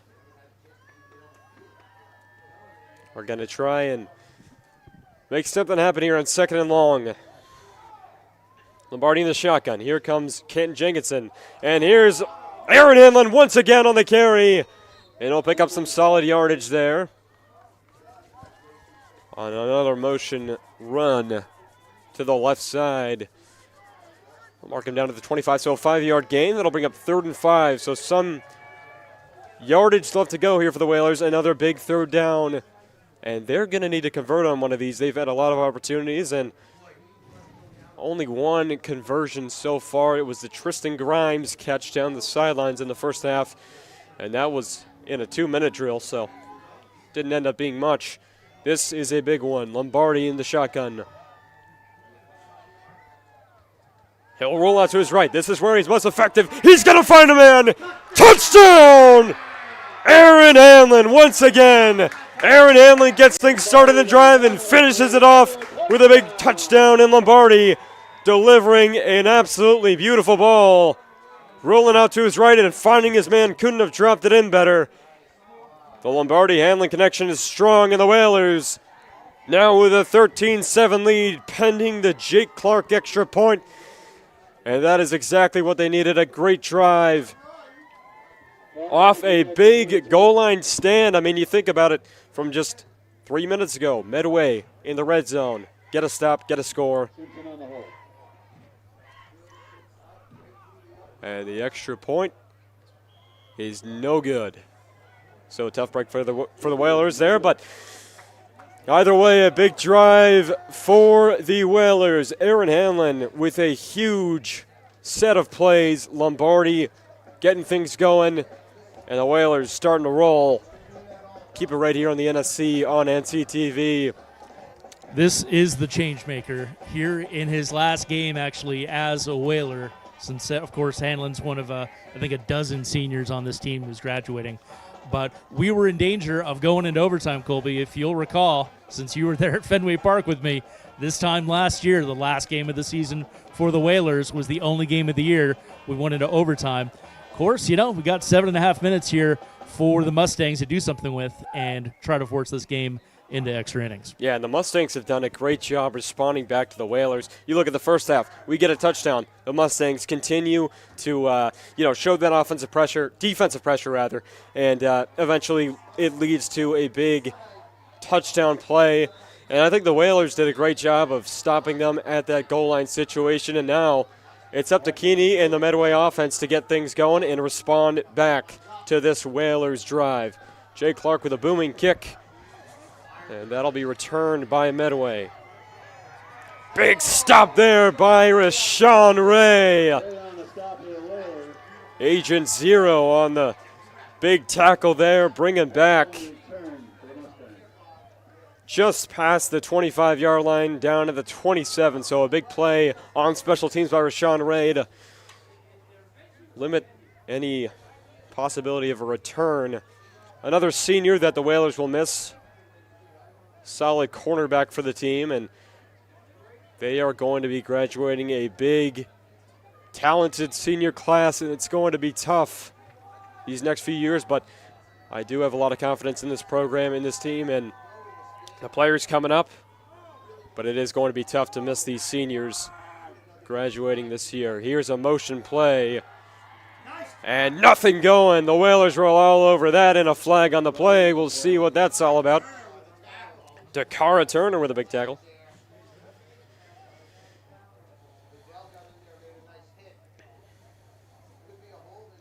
Oh, that's going to be a face mask on the defense.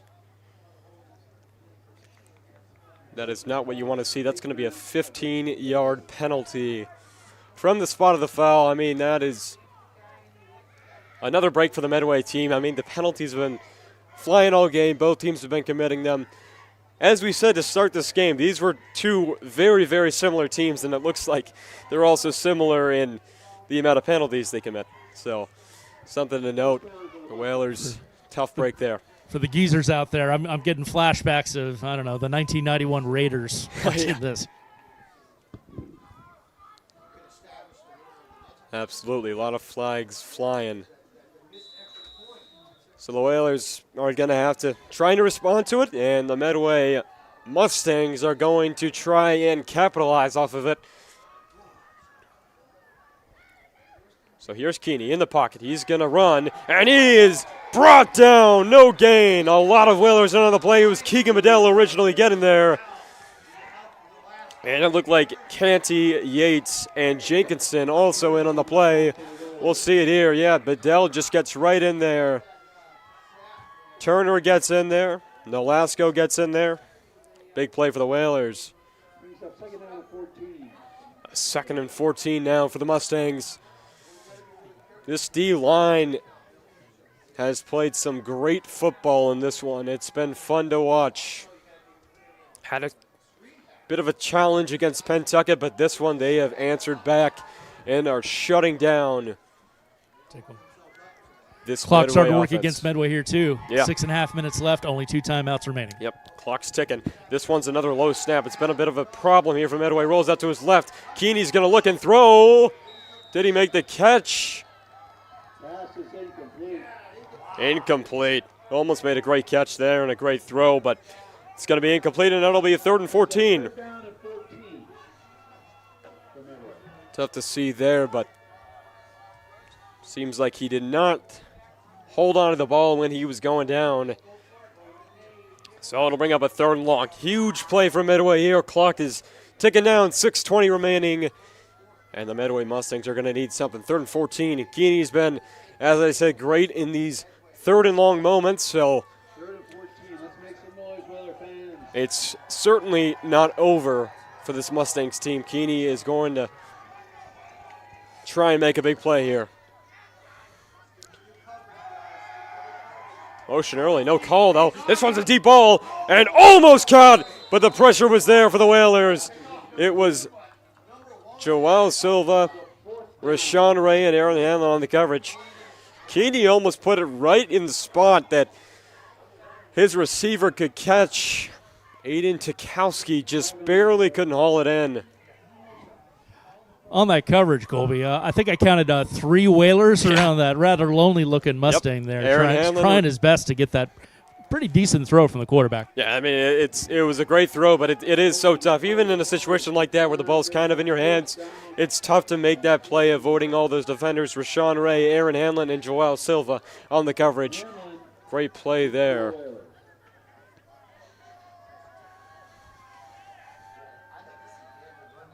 And it'll bring up a 4th down, and so the Medway Mustangs will punt with 6 minutes remaining, and the Whalers are going to have control of their destiny now. And here's Silva trying to get a carry, and he'll be brought down. Good tackle there as he'll bring him down around the 30-yard line. Looked like that was number 9, Cole Kearse, on the tackle for Medway. So as I said, the Whalers control their own destiny at this point. Not necessarily, but they are in pretty good position here. It'll be interesting to see their decision-making in a situation like this. We're expecting to see a lot of runs to David Gee and Tavares. But I think the Whalers have done a great job going back to the pass game. That's what's worked for them. And now they're going to hand it off to Gee and Tavares. He is brought down. Trying to get back to the line of scrimmage. Don't know if he got there. Yeah, right away the Medway team was ready for that outside handoff, and it was number 32, Dylan Costa, the senior. And a great play by him. And since our time's growing short, don't forget Whaler Nation. If you want to give us a shout-out, let us know where you're watching. The last time we had Daytona Beach watching that Pentucket game. Go ahead and message us on Instagram at Sports Connection, and we'll give you a shout-out on the air. Round 5, 20 remaining. Whalers are just going to use as much clock as they can. Mark Lombardi takes it all the way down to 2 ticks, and this one's going to go to Ken Jenkinson on the outside. He's going to try and find some room. He'll get out of bounds, so that will... No, he'll be pushed out of bounds, so the clock... No, he will be out of bounds, so it'll be 5:08 on the clock. And Ken Jenkinson with a good pickup there. And it'll bring up a 3rd down situation for the Whalers. The clock did stop, so not the best situation.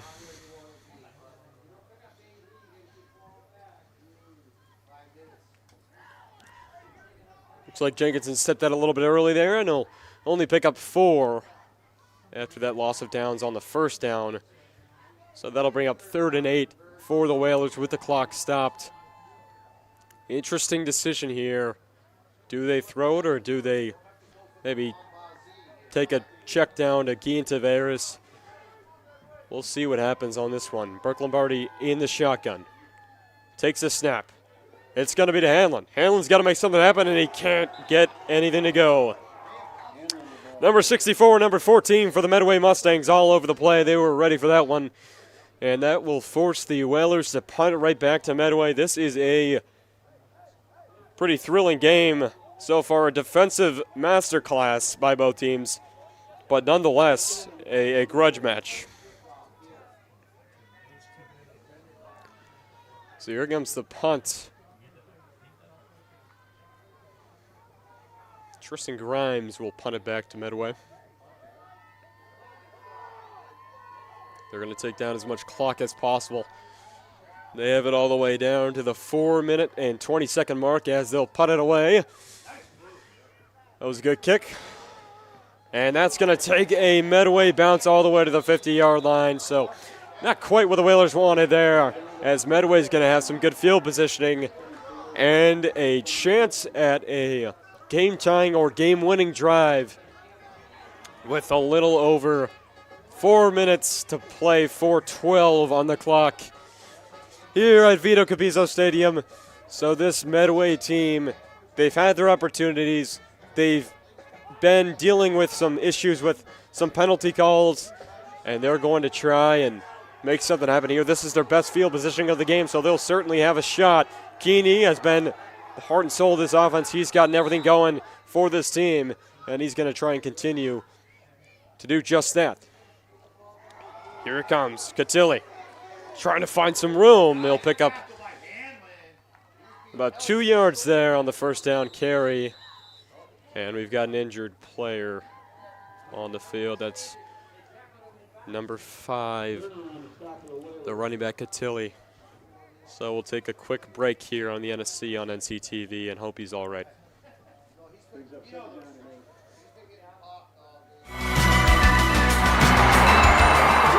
got it! He's got it! Nantucket Sports Connection and NCTV over the past few years have done countless broadcasts that are both exciting and professional. Shot, score! Jack Halleck! I support NCTV's Nantucket Sports Connection because it's a great opportunity to reach island families, support students, and our local television station. Welcome back to live coverage, Nantucket versus Medway here on NCTV, the Nantucket Sports Connection, as the Medway player comes off the field. Don't forget, tomorrow, November 15th at 10 C Street, that C like the ocean that this other team had to cross to get here. We got the Nantucket Stage Company with their holiday kickoff. Laura Byrne and the great folks over there. Be sure to check it out.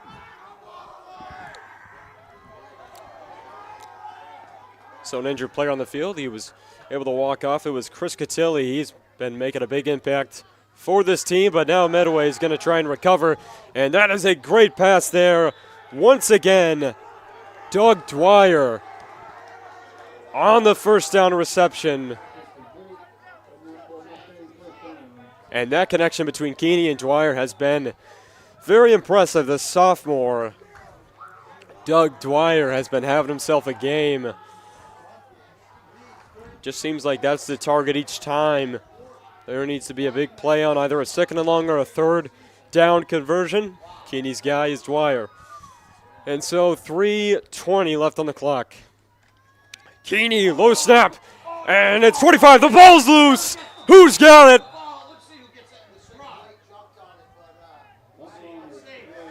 And it looks like Medway's going to recover it, but a big play there for the Whalers on second down. And those snaps have been a big issue for Medway. They've had a lot of chances in this one. You know, a lot of times they'll make a big play and then a bad snap will happen, a penalty will happen. So they've had some trouble capitalizing off of big plays. And that'll bring up a second and very long, second and 15 after the loss of 5 on the fumble.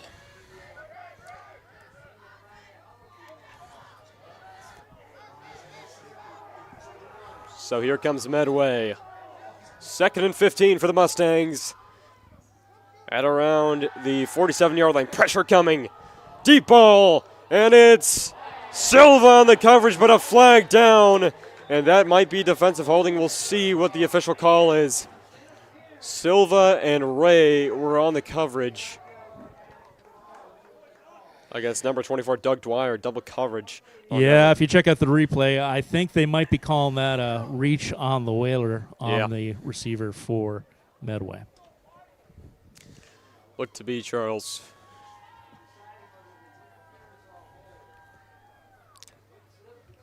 So if it's going to be on the Whalers, hopefully it's a holding call rather than a pass interference.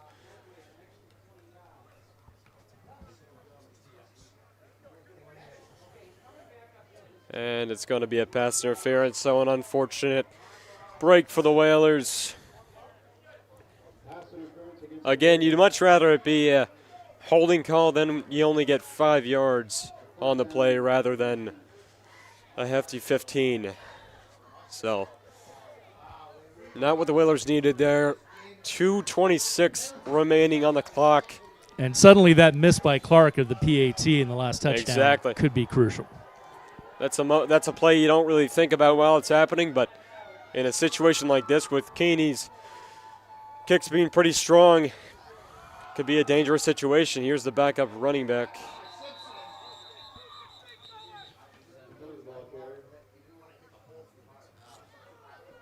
And that'll be a pickup.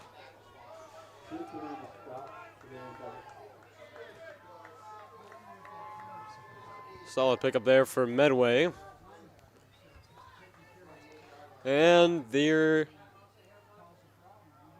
is the 2-minute mark. So the Whalers trying to beat the clock here. Less than 2 minutes, and they need 28 yards to make this happen. A field goal is not going to cut it. Yep, 2-minute drill at its finest, Charles. Just past the 35-yard line. Now he's going to go deep. He's looking for a man. He's got number 10, but it's just over the reach.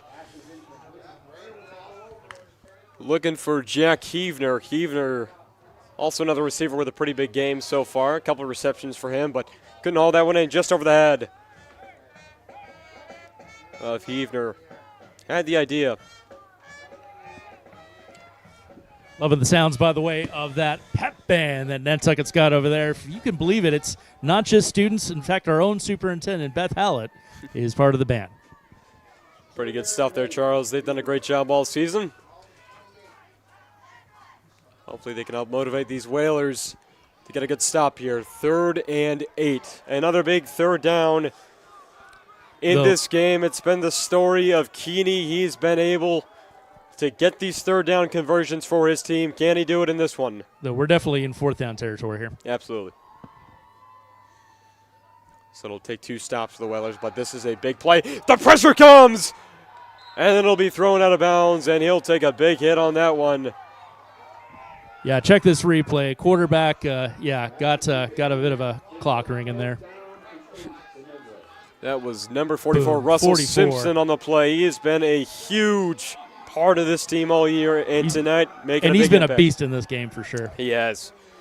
Him and Keegan Canty have really shown some great pressure. Jenkinson as well. Those edge rushers have done great things all year. It's been fun to watch. And it'll be a quick timeout here for Medway. So that'll bring up a 4th down and 8. And clearly this is the time where Medway is going to have to go for it. It's the game right here on this 4th down. So the Whalers are going to need a big stop here. And, to give credit to Keeney, the quarterback for Medway, he's done, I can't say it enough. I've said it so many times already, but he has done a great job on these 3rd, 4th down conversions, finding his receiver. And, I definitely look for his number 1 receiver, Doug Dwyer, on this one. He's been the guy to go to on these big conversions. He's had a great impact, just a sophomore. Big things coming for Dwyer here in the upcoming years. And not to second-guess Coach Reese here, but why are the Whalers taking a timeout when it's 4th down for the other team? You'd think you'd want them to burn that, wouldn't you? Yeah, I mean, I believe that I think that it was the Medway, or was it the Whalers? It was the Whalers. So, yeah, interesting play there. Maybe you want to make sure they have the right defensive set on this one. But here we go, 4th down and 8 for Medway. Look to throw over the head, and the Whalers come up with a big stop. No flags on the play, and that is a turnover on downs. Huge stop for the Whalers, and that should just about do it. Huge stop for the Whalers. Medway was attacking all game on the offensive end, but they came up with huge stops, limited them. And that is another example of the Whalers coming through, making a big play, and getting a much-needed stop. And this will set up a great situation for the Whalers. Basically, the Whalers, can they kneel for 3 plays and get out of this, or are they going to need to get 1 first down? We'll see. Looks like they're going to need to get 1 first down. Anlin gets nothing on that one. And Medway is going to call their timeout. 1:23 remaining on the clock.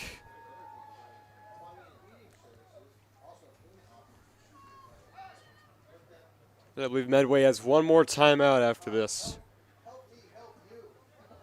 So they'll have 1 more chance to stop the clock here for the Whalers. A first down will ice the game, put them in victory formation.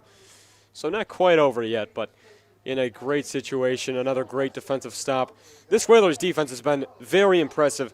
Too many players to mention. but it's been in large part because of the seniors playing such a huge game.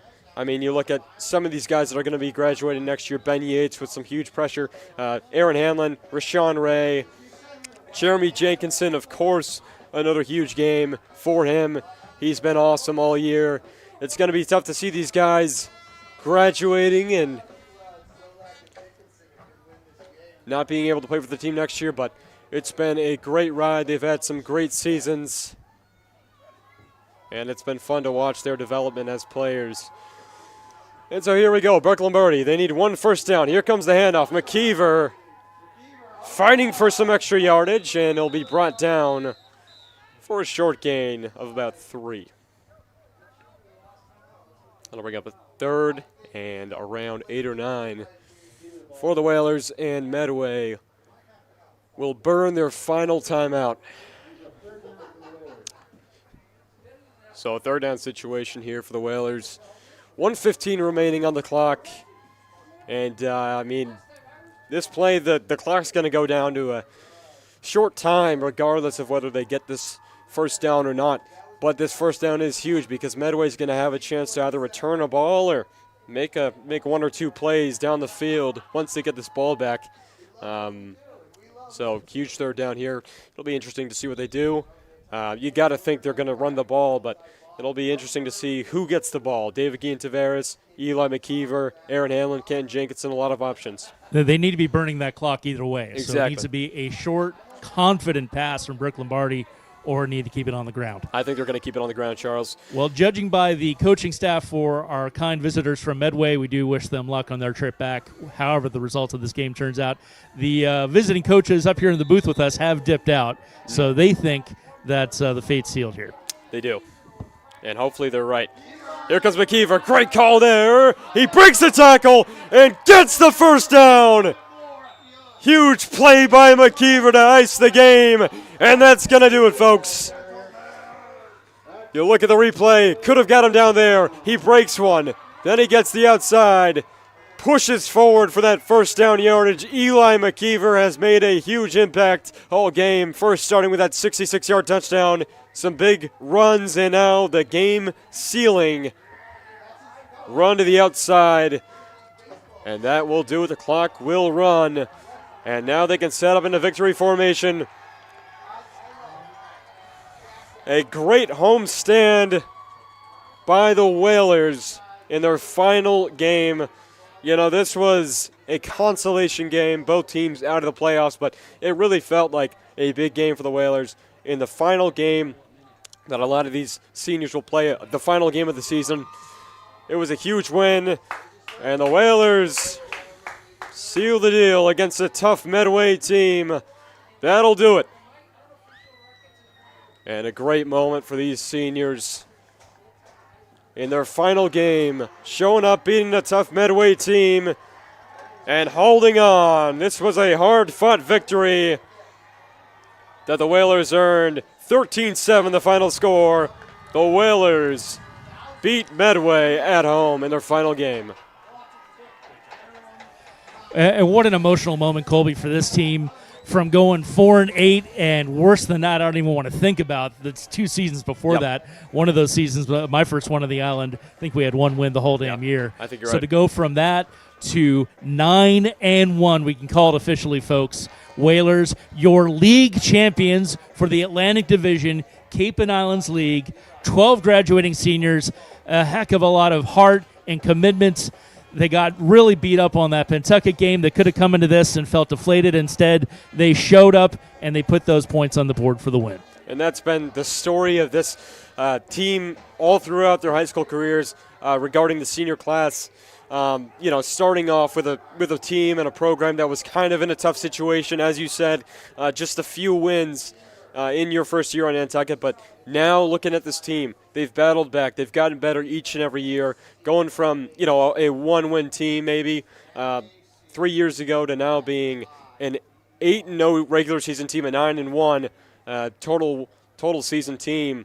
They played such a great year, had such a great finishing game, and it's been really, really fun to watch this team continue to progress, and this Whaler football program continue to grow. Dare I say there might be some parallels going on here, 4-13 last year and the year before for your New England Patriots. Suddenly, with that win over the Jets last night, 9-2. So definitely some magic in the air for football here in New England. Well, for pro and for high school, let's just forget about what's going on up at BC. Yeah, BC's got a lot to work on, but this Whaler football team has worked on a lot and gotten a lot better. So fun to watch them play, and I actually do see a lot of parallels to them, the New England Patriots as well, with their progression. How about Coach Reese as well, coming in and making such a big impact on these kids? 4-8 his first coaching season, now going 9-1 with a league title. If I'm not mistaken, the first league title for Nantucket this decade, and 9-1, their best record in a decade. Nantucket has a lot to be proud of.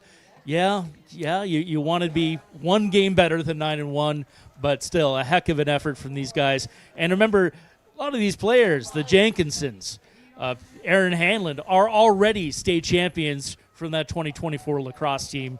And we got one more season of that coming up, baby. Don't forget. Yeah, no, absolutely. Very excited for that. And I was just thinking about that. Most of this team, I wouldn't say most of this team, but a lot of these graduating seniors are also on this lacrosse team that has had so much success. So it'll be exciting to watch out for them in the spring, see how far they can go. I'm sure this is going to be a good one. But nonetheless, really proud of this team this year. They showed so much progression. And to the seniors, thank you all. And what a season it's been. By the way, speaking of seniors, I want to thank this senior right here, Colby Lucas. Getting the shot here, buddy. Colby calling his first Nantucket Whalers game. He's going to be a graduating senior if he keeps his grades up in about 7 or 8 months or something like that here. I want to thank also Adriana Graham, also a senior, I'm told. She did a great job today on camera. And Santiago Vieto here. He is not a senior. He's a sophomore. This is the future of our Nantucket Sports Connection student crew here. And in the other room, Weston Scott. He's a little shy, but Weston doing a great job on camera 2, our chase camera, here in the second half as well. Folks helping out on the scoreboard. It's a team effort here in the Nantucket Sports Connection. So I want to thank all of you. I want to thank Chris Morris, the voice of the Whalers. He's with his family enjoying a little staycation. I want to thank everybody who tuned in. I gave a call to Chris over at Kitty's. They turned the game on. Fairgrounds had the game on. Backyard Barbecue, our great sponsors of our Pentucket off-island trip. Tuned in, and hopefully the Chicken Box, one of our great underwriters, is tuning in as well. Thanks to all of you for tuning in wherever you are around the world. Whaler Nation, it's a big island with a lot of heart. Final score? Final score, 13-7. The Whalers defeat the Medway Mustangs in a huge home game to wrap up the season. To all of you guys watching, thank you so much for tuning in, and thank you, my personal thank you to all this NCTV crew. You've had such an impact in my life, and I thank you all, and I'm looking forward to this winter sports season. So thank you all, and Go Whalers! Go Whalers!